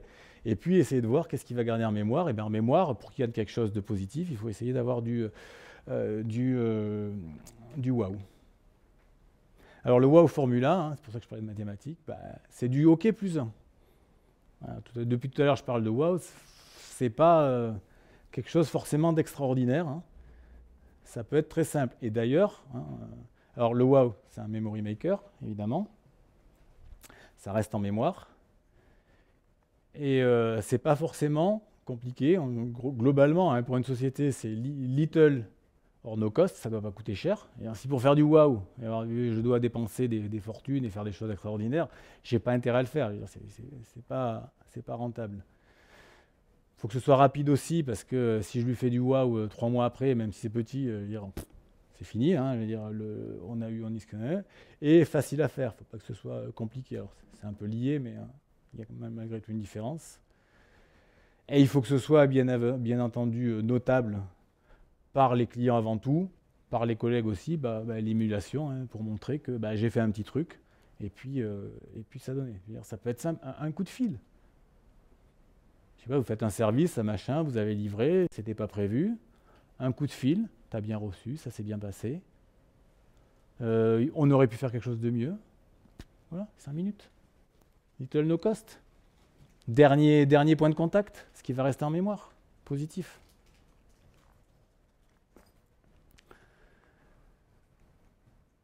Question, vous avez parlé. C'est quoi? Bravo, rapide. Il y en a qui mettent du temps. Un scanner, effectivement. Alors pourquoi ça? Pour les enfants. Exactement. Pour les enfants. Un hôpital en Angleterre qui avait beaucoup d'enfants. Et quand ils faisaient des scanners, c'était des retards impossibles à gérer dans les plannings parce que les enfants ne voulaient pas y aller, ils bougeaient, etc. Impossible à faire passer des scanners. Donc ils en ont fait 2, ils en ont un comme ça, ils en ont un Star Wars. Et quand un enfant va passer un scanner, avant, en fonction de s'il est sur du Star Wars ou là sur les pirates, il va recevoir un petit livre que ses parents vont lui lire, avec une histoire liée au scanner. Donc il est dans l'histoire, il rentre à l'intérieur, il y a des pirates, ça tire, le bruit du scanner, boum, boum. Donc on lui lit cette histoire. Ils ont eu un taux de... J'ai plus de pourcentage en tête, mais je veux dire, ils ont complètement réduit leur délai. Ils n'avaient pas recommencé les enfants étaient câbles. À la limite, c'était un jeu. Ils allaient pratiquer ce que leur avait fait, ce que leur avait raconté dans l'histoire. Et du coup, quand on dit que le profit, c'est le résultat, ouais, il y a des familles, quand ils peuvent attendre, qui vont passer les scanners ici et pas ailleurs. C'est-à-dire que ça génère en plus de clients, parce qu'on en a parlé, etc. Donc voilà, écouter, penser à des idées et les mettre en œuvre. Alors le ouch. Le ouch, hein, c'est simple, c'est pareil, c'est un OK -1. Et attention, le -1, il n'a pas forcément besoin d'être très grand aussi. Hein. Le -1, ça peut être des petites choses qui ne sont peut-être pas notables, mais qui émotionnellement peuvent être importantes pour votre client, pour la livraison de votre service. Donc c'est bien entendu quelque chose qui reste en mémoire. Et l'approche quand on a un ouch, c'est de le chercher, de le détruire et de faire du recovery. Donc, comment on cherche un ouch? C'est simple, hein, c'est du bon sens. Hein. We want your comment. J'ai dit tout à l'heure, on passe un coup de fil. Bring us all your problems. Oui, les clients nous amènent des problèmes, mais bon, s'ils ont des problèmes sur nos services, à un moment donné, il faut les résoudre. Ou si on ne peut pas, il faut leur expliquer. Le client, il n'est pas bête, il peut comprendre aussi. Please let us know if you are unhappy with anything. Donc voilà, c'est 3 exemples de formules, hein, mais c'est rechercher le feedback du client. Et après, il faut détruire. Alors, détruire, on va classer en 4 catégories, et il n'y en a qu'une qui mérite du recovery, les autres, on peut les anticiper. Les fausses promesses, c'est ce que je dis tout à l'heure avec, par exemple, mettre l'attente trop haute. Et les fausses promesses, oui, on fait du recovery sur des fausses promesses, mais c'est notre faute, quelque part. Ne pas faire des fausses promesses. Les terrains minés, hein, pas aller, on sait qu'on n'est pas bon, ceci, cela, c'est pas notre marché. Voilà. Éviter d'aller dans un terrain miné parce que le client ne va pas être satisfait, on va être sur du watch, il va falloir faire du ouch, il va falloir faire du recovery. Les time bombs. Bon, il y a un bug, là ça plante, ouais, non, mais ça n'arrive jamais, il faut faire ça et ça et ça n'arrivera pas, le client ne le verra pas. Je veux dire, on l'a détecté au test, on le dit, on fait une feuille des non-issues par exemple. Voilà. S'il se passe ça, ça et ça, il se passera ça sur du soft. Et on le dit. Si ça lui arrive, il savait, il peut regarder, et puis il peut déjà demander où on en est dans les plans pour corriger le bug. Et puis peut-être il ne fera pas les manips et ça lui évitera de planter son soft et de perdre ce qu'il était en train de faire. Donc communiquer. Maintenant, la plupart des softs sortent avec des non-issues, mais il faut communiquer. Donc ça, on en est responsable. Et après, les autres problèmes, hein, c'est faire le recovery. Et donc, on voit au niveau des sociétés qui ont vraiment une gestion de clients importante en place, d'expérience client, qui ont un vrai process de recovery. Il y a un process de recovery, je sais ce que je dois faire. Et on parlait tout à l'heure d'empower the people, donc de donner aux gens la possibilité de faire. Dans le processus de recovery, les gens ont la possibilité de faire du recovery d'eux-mêmes. Ils n'ont pas à demander au strat de management de savoir s'ils peuvent faire ci ou ça. On a vu plusieurs exemples pendant les formations, les sociétés, tu as un budget annuel de, 2 000 € pour faire du recovery. Ce n'est pas pour ça que les employés vont le dépenser, hein. On peut leur faire confiance. S'ils ne le dépensent pas, tant mieux, c'est que ça se passe bien. Ils vont le dépenser à bon escient. Il faut faire confiance aux gens.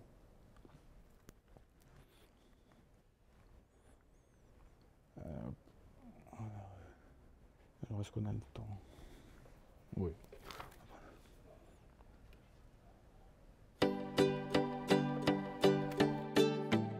Chaque jour, des milliers de clients expriment leur insatisfaction, auprès des entreprises concernées, mais aussi ailleurs, sur le web, auprès de leur entourage. Une mauvaise chose, direz-vous?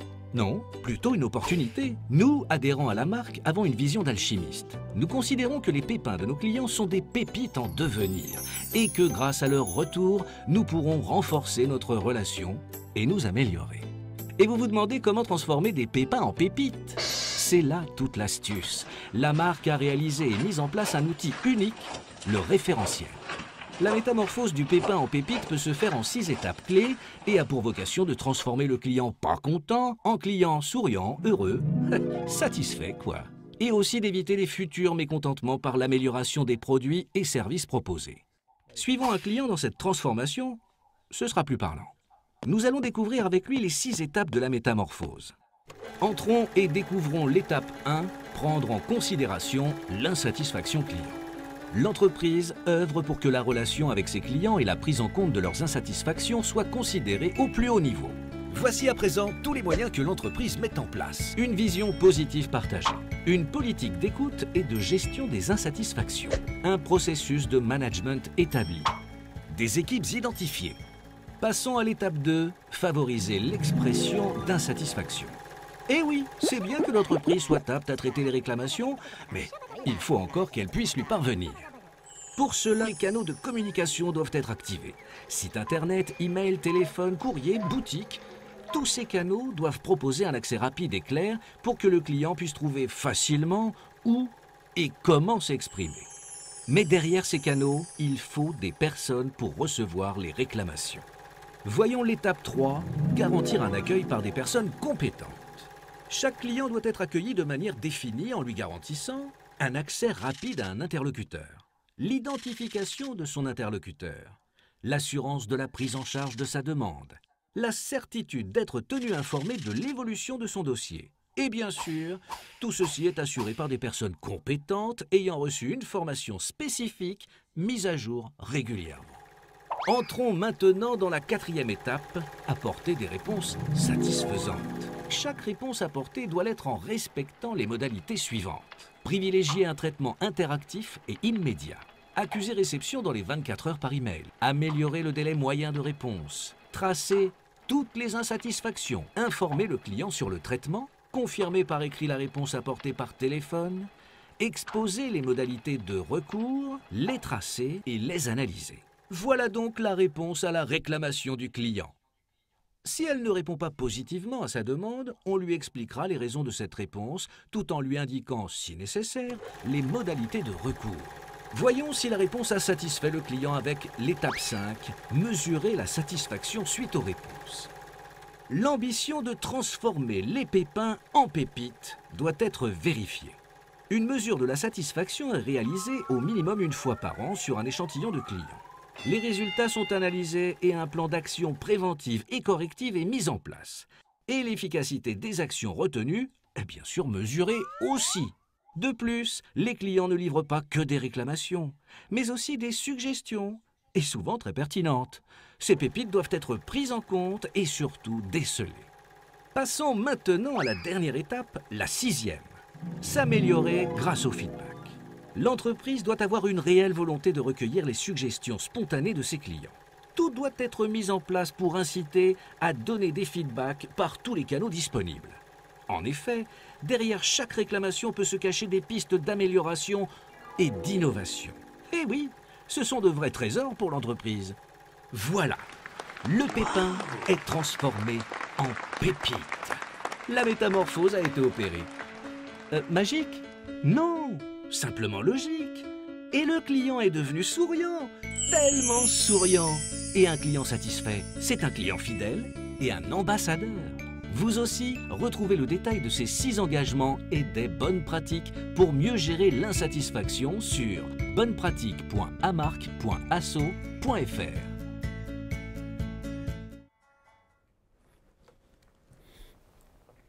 Voilà, donc comment mettre en place un processus de recovery et donner la possibilité aux gens de vraiment le faire. Donc le recovery, la formule du recovery, hein, c'est fix plus wow et le wow qui va rester en mémoire. Bon, le wow là souvent doit être plus gros quand même que quand on fait un petit wow par rapport à un service qui aurait été OK. Donc ça, ça fait partie de toute la base du bouquin donc, de Chris Daffy, la personne qui nous a formés chez Airbus, sur Once a Customer, Always a Customer, sur toute la façon de gérer les wow, les ouch et le recovery. Globalement, les études montrent hein, qu'un client qui a eu un recovery, un vrai recovery devient plus loyal, parce qu'il y a vraiment eu quelque chose qui s'est passé. Je n'ai pas le temps de donner d'autres exemples, mais j'ai des exemples où ça m'est arrivé aussi d'être plus loyal et de recommander quelque chose suite à un recovery, alors que je l'avais dit plus jamais. Alors la gestion des expériences. D'un point de vue d'un client et de toute personne, tout ce qu'on peut sentir, voir, toucher, goûter, entendre, feel, sense, hold, porter, marcher dessus, etc. Tout ça font partie des expériences que va vivre un client. Tout fait partie de son expérience. Absolument tout. Une odeur, un bruit, un visuel, tout fait partie de l'expérience que vit et bien souvent de manière inconsciente. Il y a des choses qui sont vues de manière inconsciente. Donc c'est important de le regarder. Donc c'est ce qu'on appelle le clue spotting. Donc c'est regarder sur toutes les expériences que l'on peut voir. On pourrait clue spotter la salle. C'est en fonction de ce qu'on veut donner comme expérience. Il y a des fils partout là. Bon. Normal, on les a installés pour faire ce meet-up. Voilà, on peut regarder. Il y a des panneaux engageants ici. Je veux dire, il y a derrière un beau tableau, etc. Enfin voilà, le clue spotting, c'est regarder tous les indices. Quand on devient clue spotter, ça peut devenir fatigant parce qu'on prend vraiment l'habitude de tout regarder. je commence à voir ça. Et notre formateur, il est insupportable. Quand il sort avec sa femme et tout, arrête. Il voit tous les petits détails, toutes les choses. Donc, il faut voir par rapport aux indices qui vont renforcer l'offre, qui vont l'affaiblir, ceux qui sont en lien ou pas avec l'offre qu'on veut mettre en œuvre. Donc, il y a vraiment, c'est important d'apprendre à observer et à vraiment tout observer. Mais quand je dis tout, c'est le bruit, les odeurs, etc. Durant notre formation, on est parti une après-midi dans un grand mall et on avait un certain nombre de magasins à aller voir et à noter ce qu'on pensait des offres. On a vu, il y en a qui étaient chez Apple, on avait tous un truc électronique et tout, chez Lush, les savons. Donc là, quand tu rentres, on se fait tout de suite les odeurs. Starbucks Café aussi, des odeurs, des coins. Donc essayer de voir et d'apprendre à observer ces choses qu'on ne voit pas forcément et qu'on met en œuvre. Je veux dire, il y a des plantes ici, etc. Je veux dire, elles sont bien, elles sont arrosées. Si elles étaient là et qu'elles étaient un peu, qu'elles faisaient la gueule parce qu'elles manquaient d'eau, par exemple, on ne le voit pas forcément. Mais inconsciemment, ça donne des indices sur la manière dont on gère les choses. Donc, il faut regarder par rapport. Alors, on mettait ça parce qu'on fait un exercice de clue spotting quand on fait la formation. En général, on est au moment d'aller manger là. Et puis, l'endroit où on va manger, on essaye de le clue spotter. Et quand on revient, on regarde ce qu'ont trouvé les gens en formation. Et donc, ce qu'il faut regarder, c'est les expériences. On n'est là pas pour les juger, mais pour voir ce qu'il en est. Le Net Promoter Score, est-ce que vous connaissez? Je pense que c'est devenu très classique. C'est la façon de voir la loyauté d'un client, en tout cas s'il va vous recommander. C'est en général sur une échelle de 0 à 10, entre très probable que je recommande ou je ne recommanderai pas. Et en fait, promoteur, c'est uniquement 9 et 10. Les passifs, c'est 7 et 8. Et puis de 6 à 0, ce qui est quand même assez sévère, c'est des détracteurs. Donc ça permet de calculer un score le Net Promoter Score, qui est le pourcentage de promoteurs moins le pourcentage de détracteurs. Donc il peut largement être négatif. Alors je pense que de plus en plus dans les enquêtes, vous voyez ça. La dernière fois que j'avais ma voiture en réparation, on me rappelle, et puis il fallait donner 8 grosso modo, on m'a influencé pour donner 9 ou 10. Non, je donne ce que j'ai envie. Attention, un point là-dessus important. Ça peut être un KPI. Attention au KPI. C'est comme je veux satisfaire mon manager tout à l'heure dans la chaîne. Un KPI, vous mettez un KPI, l'employé va essayer de remplir son KPI.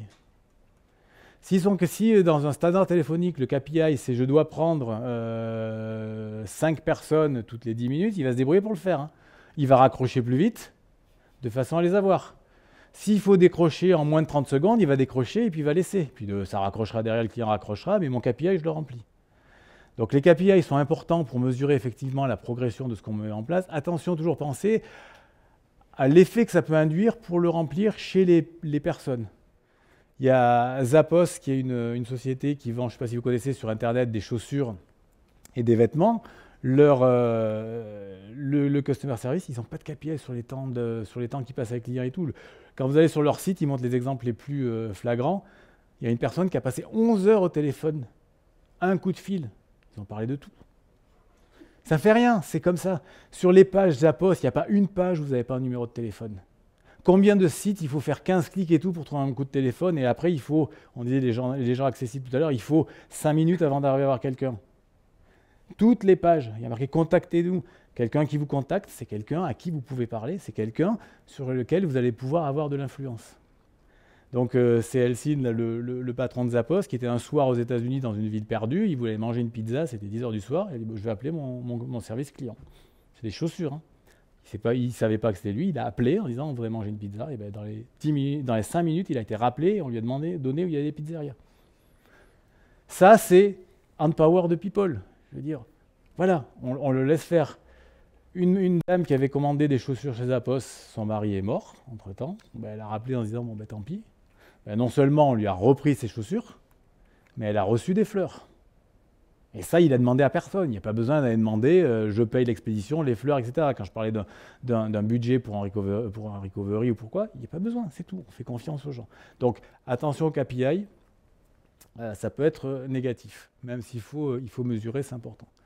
Alors les marginal gains, un exemple, le formateur était anglais, donc les Jeux Olympiques en Angleterre, les Olympiques de Londres. Les Anglais, ils étaient un peu comme nous, peut-être un peu mieux ou quoi, mais ils n'avaient pas beaucoup de médailles. Depuis les Jeux Olympiques de Londres, je veux dire, ils amassent les médailles. Alors ils en ont fait vraiment les Jeux Olympiques et le fait de s'améliorer, ils en ont fait quelque chose de national. Un but national. Ils ont fait une loterie, donc, dont l'argent n'allait pas à l'État, comme c'est en général. C'était pour améliorer le sport, pour les sportifs, pour améliorer les sportifs. Ils ont fait Sport Science, ils ont cherché tous les petits gains qu'ils pouvaient avoir. Ils ont été jusqu'au niveau, alors ça, c'est pas les Jeux Olympiques, mais au niveau du Tour de France, l'équipe Sky. Ils ont leur propre matelas, qui vont de hôtel en hôtel. Ils dorment toujours dans le même matelas. Marginal gains. L'agrégation de toutes ces petites choses font une vraie différence. Le journey mapping. Donc le journey mapping, on va voir, c'est une façon de cartographier une expérience et d'y mettre en face tout ce qu'on peut voir et trouver avec le clue spotting, et de voir qu'est-ce que je vais mettre en place pour améliorer. Donc c'est une manière visuelle où on va avoir un graphique où on va diviser une expérience client en différentes étapes, et dans les étapes on va trouver des éléments, et dans les éléments on va regarder toutes les expériences qui sont vécues, tout ce que le client peut voir, entendre, etc., pour voir si ça va pas, et si on peut l'améliorer. Donc on va passer rapidement. Ce sont des exemples de cartes, voilà, visualisation Customer Journey sur un vol entre Londres et New York. Donc avant, pendant, après le vol. Expedite, Security, Passport Check, Wanted to board plane in a comfortable lounge, etc. Et puis je suis content, pas content. Voilà. Un autre exemple, où là c'est les couleurs émotionnellement. Si je suis anxieux, frustré, fatigué, confus, je ne sais pas trop. S'il y a une contrainte physique, si je suis content. Donc voilà, je pars, je suis anxieux. Et puis à la fin, je suis content. Et puis on peut représenter les différentes émotions entre toutes les étapes que je passe. Bon, un autre exemple, on va avancer. Juste, là on voit, si on a 30 étapes, qu'on a 5 à 10 éléments sur chacune des étapes, et que dans chacun des éléments, j'ai 5 à 10 expériences, j'ai entre 750 et 3000 opportunités d'amélioration. Si je m'occupe de tout, alors on ne va pas s'occuper des 3000 opportunités, on va les classer, mais j'ai vraiment, ça permet de voir toutes les opportunités d'amélioration. Alors, la manière dont on travaille, en général, on travaille sur un panneau comme ça, où on va avoir les différentes étapes, les éléments dans les étapes, et ensuite on va mettre ici les différents clues, les différentes interactions, expériences qu'on peut avoir dans les éléments, en mettant vers le haut si on est super content, vers le bas si on est non satisfait, et si c'est OK, en se mettant ici. Et puis on va mettre aussi l'importance qu'a cette expérience. Elle est bonne, elle n'est pas bonne, mais est-ce qu'elle est importante? Donc on va avoir deux éléments, ce qui va nous mettre 2 axes. Donc si je prends par exemple une journée d'une visite, avant la visite, pendant la visite, après la visite. Et puis j'ai mis, donc ça c'est les étapes et les éléments, un coup de fil, la visite sur le site web, la présentation de l'offre et un coup de téléphone après la visite. Donc ce que j'ai mis donc, ici, ça veut dire que la qualité de la doc, elle est donc elle était à 9, et l'importance pour le client, elle était à 10. Donc j'ai écrit là-dessus. L'interaction sur le site web, importance 8, qualité 4, donc assez bas. Donc là, le client n'est pas content et c'est important pour lui. Le login, je me suis logué, c'était galère. De toute façon, la qualité était mauvaise et je n'ai rien à foutre de me loguer. Moi, si je pouvais m'en passer, pourquoi pas. Bon, etc. Je ne vais pas tous les passer. Une fois qu'on a fait ça, donc ça, c'est vraiment un travail...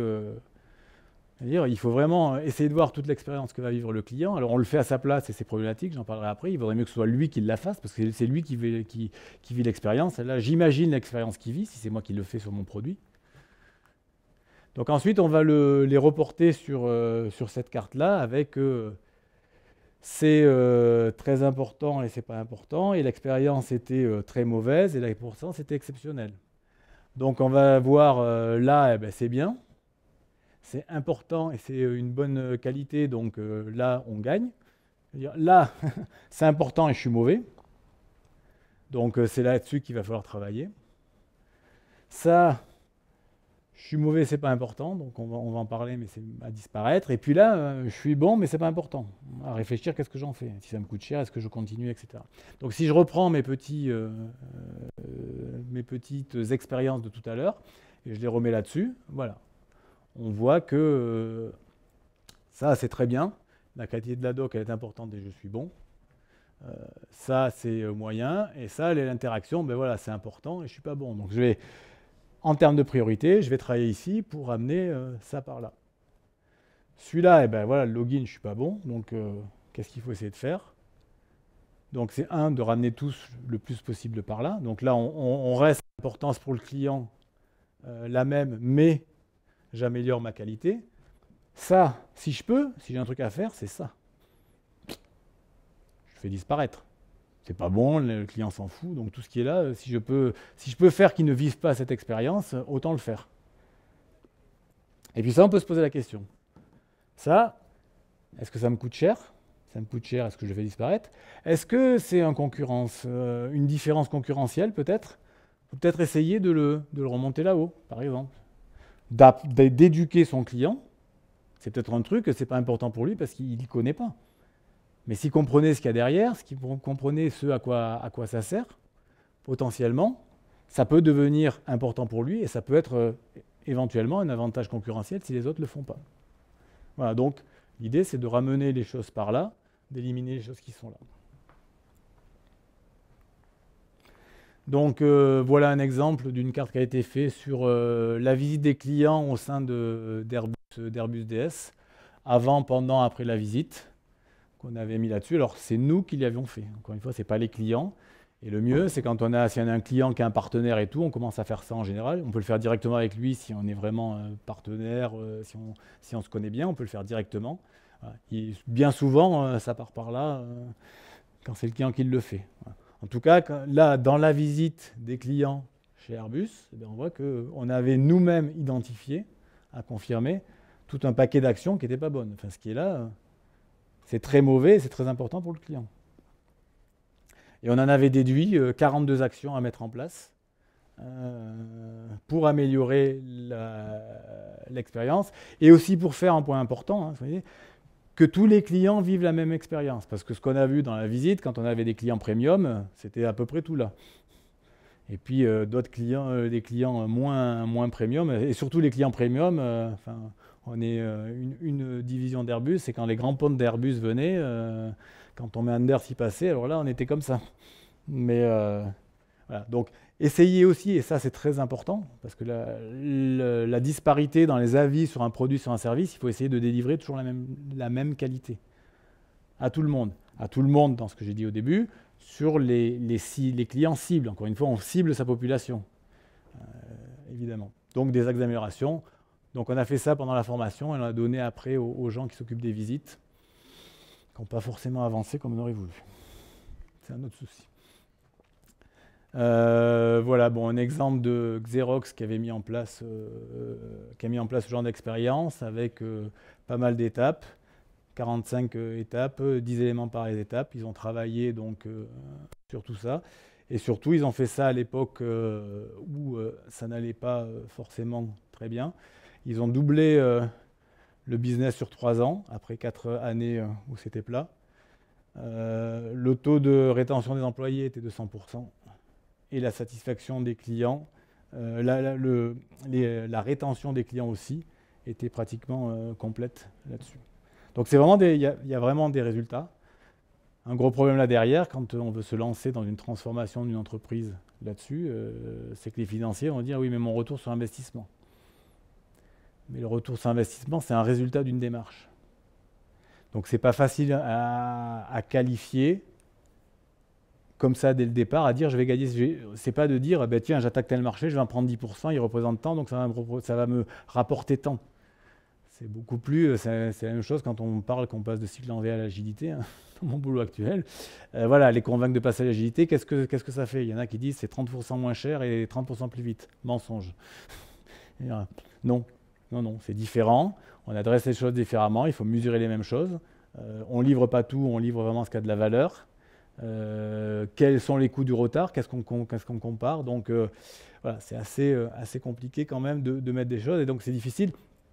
Donc, sauf des entreprises, on a eu pas mal de témoignages d'entreprises aussi qui ont mis ça en place. Il y a celles qui étaient mal, hein, on a eu aussi pas mal dans la formation de travail sur la gestion du changement, que j'aborde pas ici. Mais la gestion du changement, elle est facile quand on va mal, quand on est dans le mur. Tout le monde est d'accord qu'il faut changer. De toute façon, on est dans le mur, donc il faut changer. Quand ça va bien, on est moins convaincu qu'il faut changer. Ça va bien, pourquoi aller dépenser de l'argent pour changer? Donc, des entreprises qui ont fait ça brutalement parce qu'elles étaient dans le mur ont vu des vrais résultats.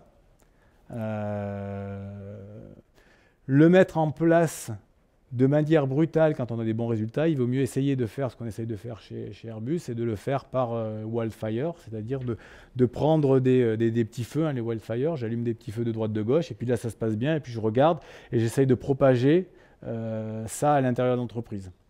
C'est pas évident non plus. Et puis on a fait ça, donc les formations qu'on a fait, l'initiative était au sein du Customer Service qui mettait en place après les clients, mais on voit bien à travers ça, il y a le marketing, il y a les sales, il y a les RH, il y a tout à convaincre. Et quand nous, Customer Service, moi avec mon background technique, et à l'époque j'étais encore en charge d'une équipe de product owners et de chefs de projet en management, et que je vais aller discuter aux sales en essayant de leur dire comment il faut faire leur métier, je ne suis pas bien reçu. Ils savent faire le marketing, ils savent faire, ils ont été formés pour. C'est vrai. C'est pas mon cas, mais voilà. Donc, voilà, on est dans les temps. On arrive à la conclusion. En tout cas, voilà. C'est un vrai programme de transformation.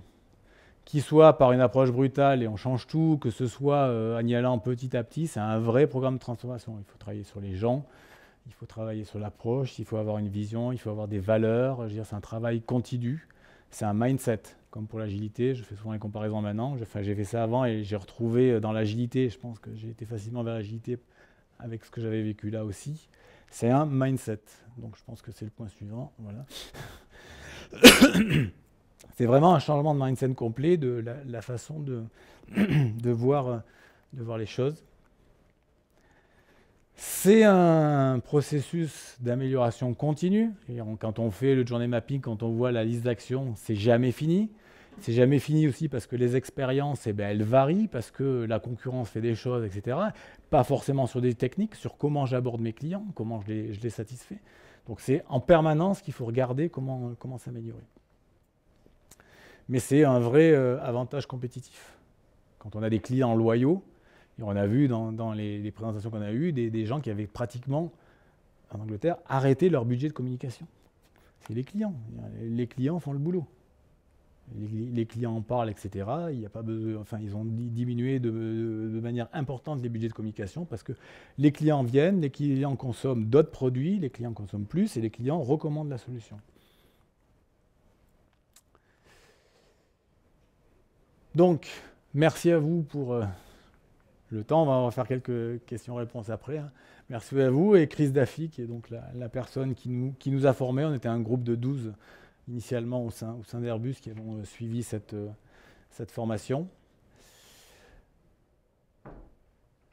Vous aurez ça, donc si vous voulez lire sur le sujet différents bouquins, ça c'est très rigolo à lire, je ne sais pas s'il est en français, c'est un petit roman c'est sous forme d'un roman d'une cinquantaine de pages. C'est très sympa à lire et ça donne vraiment l'idée de Customer Experience Management. Les 7 habitudes de Covey, bon, c'est pas forcément lié à ça, mais ça c'est un bouquin que je recommande à tout le monde. C'est une façon de vivre avec la victoire personnelle, la victoire privée, la victoire publique, enfin les 7 habitudes, hein, et être proactif, commencer par le début, etc. Le bouquin de Chris Daffy qui est très bien.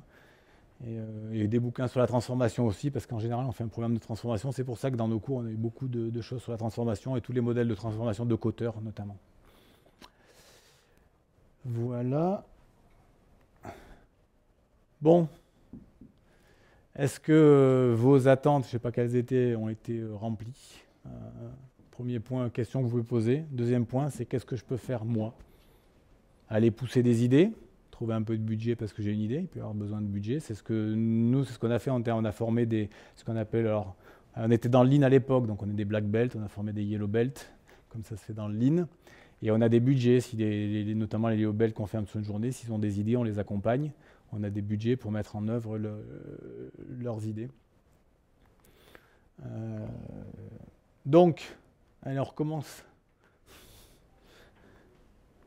Allez, 1, 2, 3, 4, 5. C'est pas mal. J'en vois plus vers le bas, c'est déjà bien. J'en vois plus vers le haut. Ok, bon, super. On a presque fini. Après, on pourra faire des questions-réponses. Quelques philosophies, hein, mais...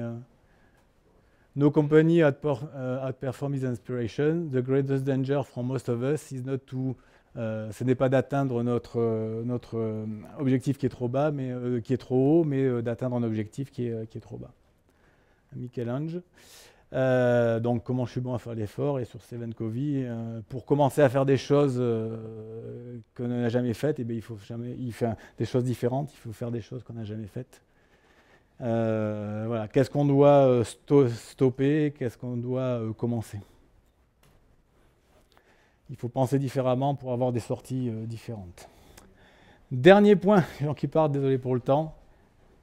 Et pour moi et pour Meritis, et pour les meet-ups, je pense que c'est intéressant. Donc moi, je fais toujours ça derrière. Ça vient de l'agilité aussi.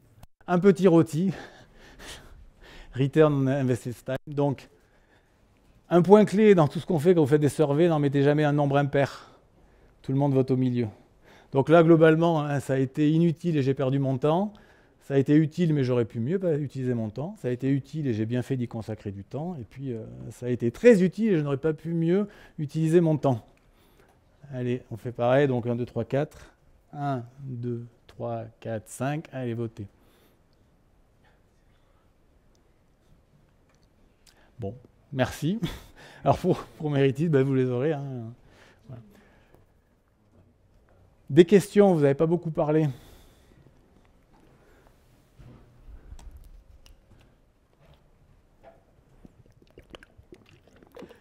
Merci pour ces éléments.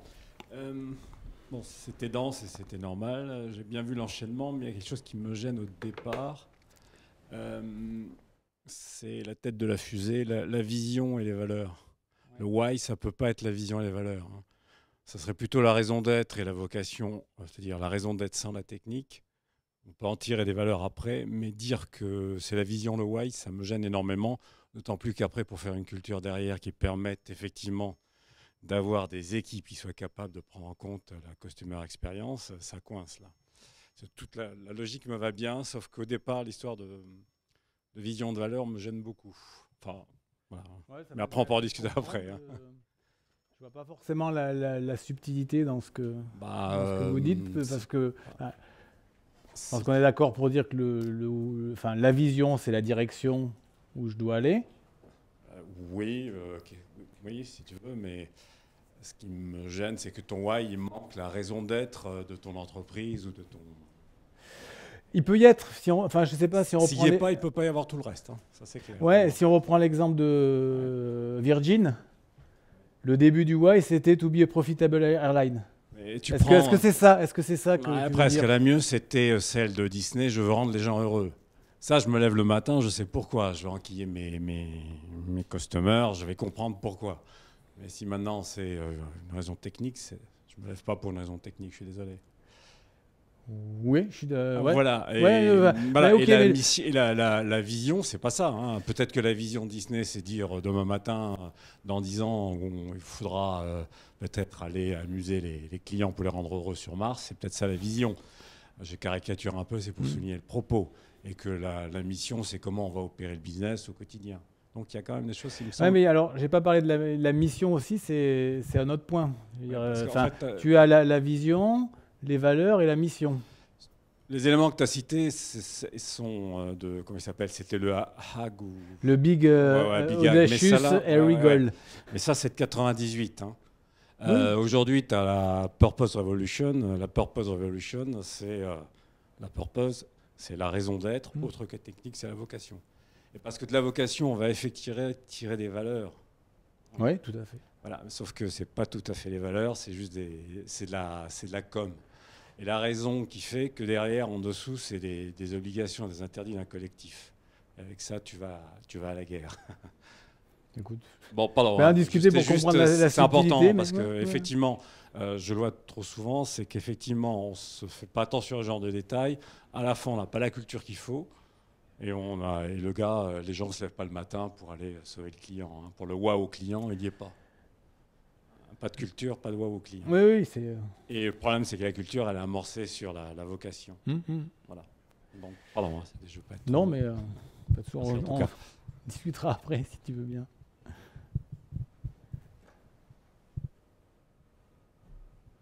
Moi, j'avais une question, du coup. Qu'est-ce que vous avez mis en place chez Airbus pratiquement sur ce domaine, juste, ou quelques exemples de ce qui a été mis en place chez Airbus pour comprendre comment dans une grosse structure on peut mettre en place ce genre de ce process. Airbus, Airbus c'est très grand et on est quand j'étais là-dessus, on était donc chez Airbus Intelligence, qui est une petite, alors Airbus Defence and Space, CIS Intelligence, qui est une petite entité quelque part, même si c'est 900 personnes, c'est une petite entité.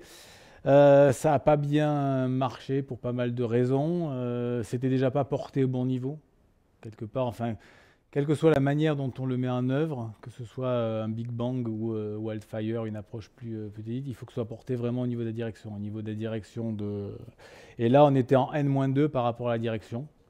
Donc, on avait du mal à pousser. Les 12 personnes qu'on était, c'était on top off.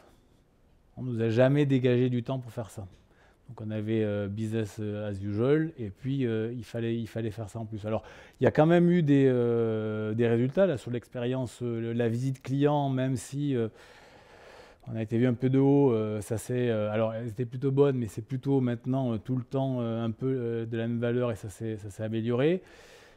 Sur la France, et donc on était des Français, des Anglais, des Allemands. Sur la France et l'Allemagne, alors sur la France, des résultats là-dessus, notamment sur la visite client, sur la mise en place aussi d'indicateurs sur chaque fois qu'on livre à nos clients sur ce qui ne va pas bien et ce qui va bien aussi, donc les problèmes et les plaudites quand les clients vont bien. On a eu un retour de quelqu'un, donc sur les activités de Sophia, un retour d'une personne qui travaillait là chez Nokia aux États-Unis et qui a quitté et qui a dit, ça a été grosso modo le message, c'était un plaisir de travailler avec vous. Et merci d'avoir fait de Nokia une meilleure compagnie pour ses clients.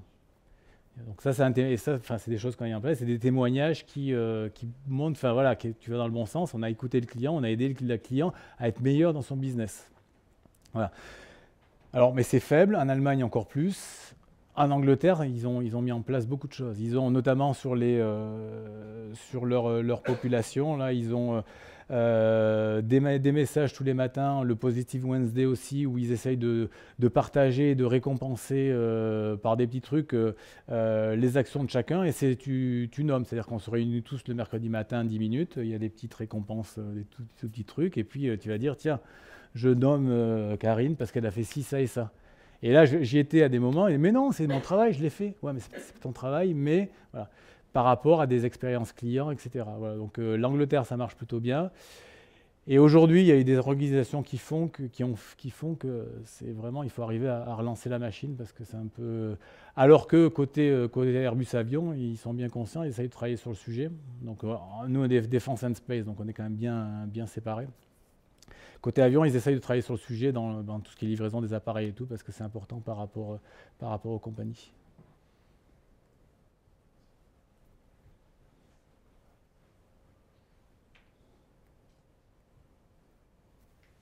Oui. Vous l'avez un petit peu abordé, mais merci. C'était par rapport aux financiers qui disent oui, mais qu'est-ce que ça va me rapporter quand ça va bien?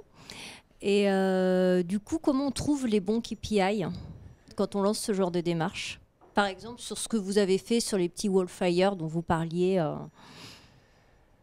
C'est des clients qui, alors, au niveau de quand on vend un satellite, recommandé pour aller revendre un satellite ou en consommer un autre, ça coûte cher.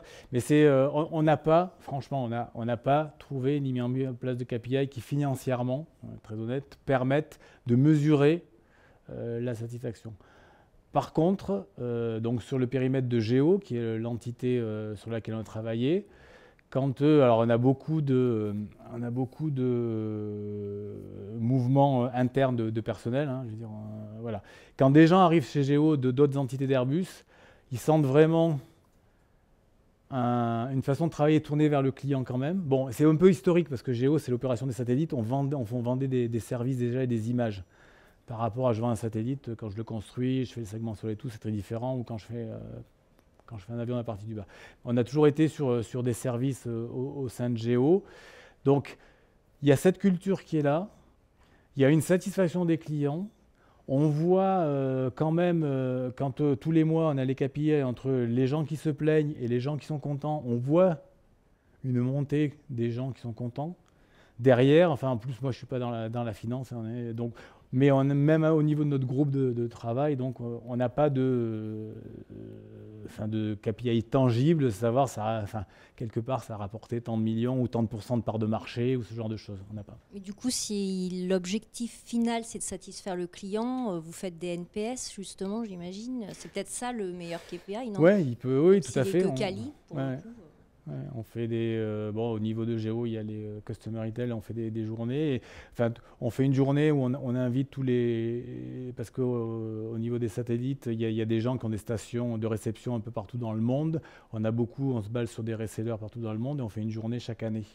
Et la satisfaction est de plus en plus grande. Les images se vendent bien. Voilà. Après, quelle est la part là-dedans sur ce marché-là, quelle est la part vraiment du fait qu'on met en place ce genre d'initiative? C'est difficile à mesurer. Voilà. Mais après, vous avez des fans, Zappos, les gens qui ont été chez Zappos, ils y vont régulièrement. C'est extraordinaire d'aller voir leur site. Aller voir leur site et ce qu'en disent les clients, ça donne presque envie d'acheter quelque chose parce que quand on voit ce que disent les clients, bon, c'est des ventes de chaussures et de vêtements, c'est plus facile. Voilà. Sur des services. On fait, c'est plus compliqué, mais dans notre équipe, là, l'Agile Development Team, on essaye de travailler avec une approche service. On ne vient pas dans un groupe, on fait une formation, et puis on repart, et puis un Scrum Master et tout. On essaye de faire un vrai accompagnement sur une période donnée. Donc on vient, on fait un assessment, on voit les pain points, on voit les points d'amélioration, on s'y met d'accord, on fait un backlog, on se met sur une durée. Alors on a plusieurs équipes à coacher, donc un temps donné aussi, un peu comme ferait une société de service, et puis on avance. Et là, lundi, j'ai fait un assessment, donc j'ai fait la fin d'un service charter sur un groupe à Elancourt. Et derrière, j'ai fait un survey qu'on va tous utiliser pour essayer de vraiment capter la satisfaction du client. Et alors, malgré tout, la recherche du why, moi, c'est un peu ancré, du wow, c'est un peu ancré. Donc j'essaye dans mon quotidien d'être au contact et d'avoir ce petit plus. Et bon, le retour en tout cas du coaching est très bon. Et on a les axes, on s'est amélioré, est-ce qu'on a amélioré, ce qu'on devait l'améliorer, est-ce que ça s'est amélioré? En tant qu'équipe, notre approche et tout, est-ce que vous trouvez qu'elle est bonne? Comment elle pourrait s'améliorer, le service? Et en tant que coach, qu'est-ce que moi je veux aussi? Et moi, ça m'intéresse de savoir ce que je veux. Les critiques sont toujours positives, le feedback est positif, ça fait plaisir, mais le négatif fait grandir.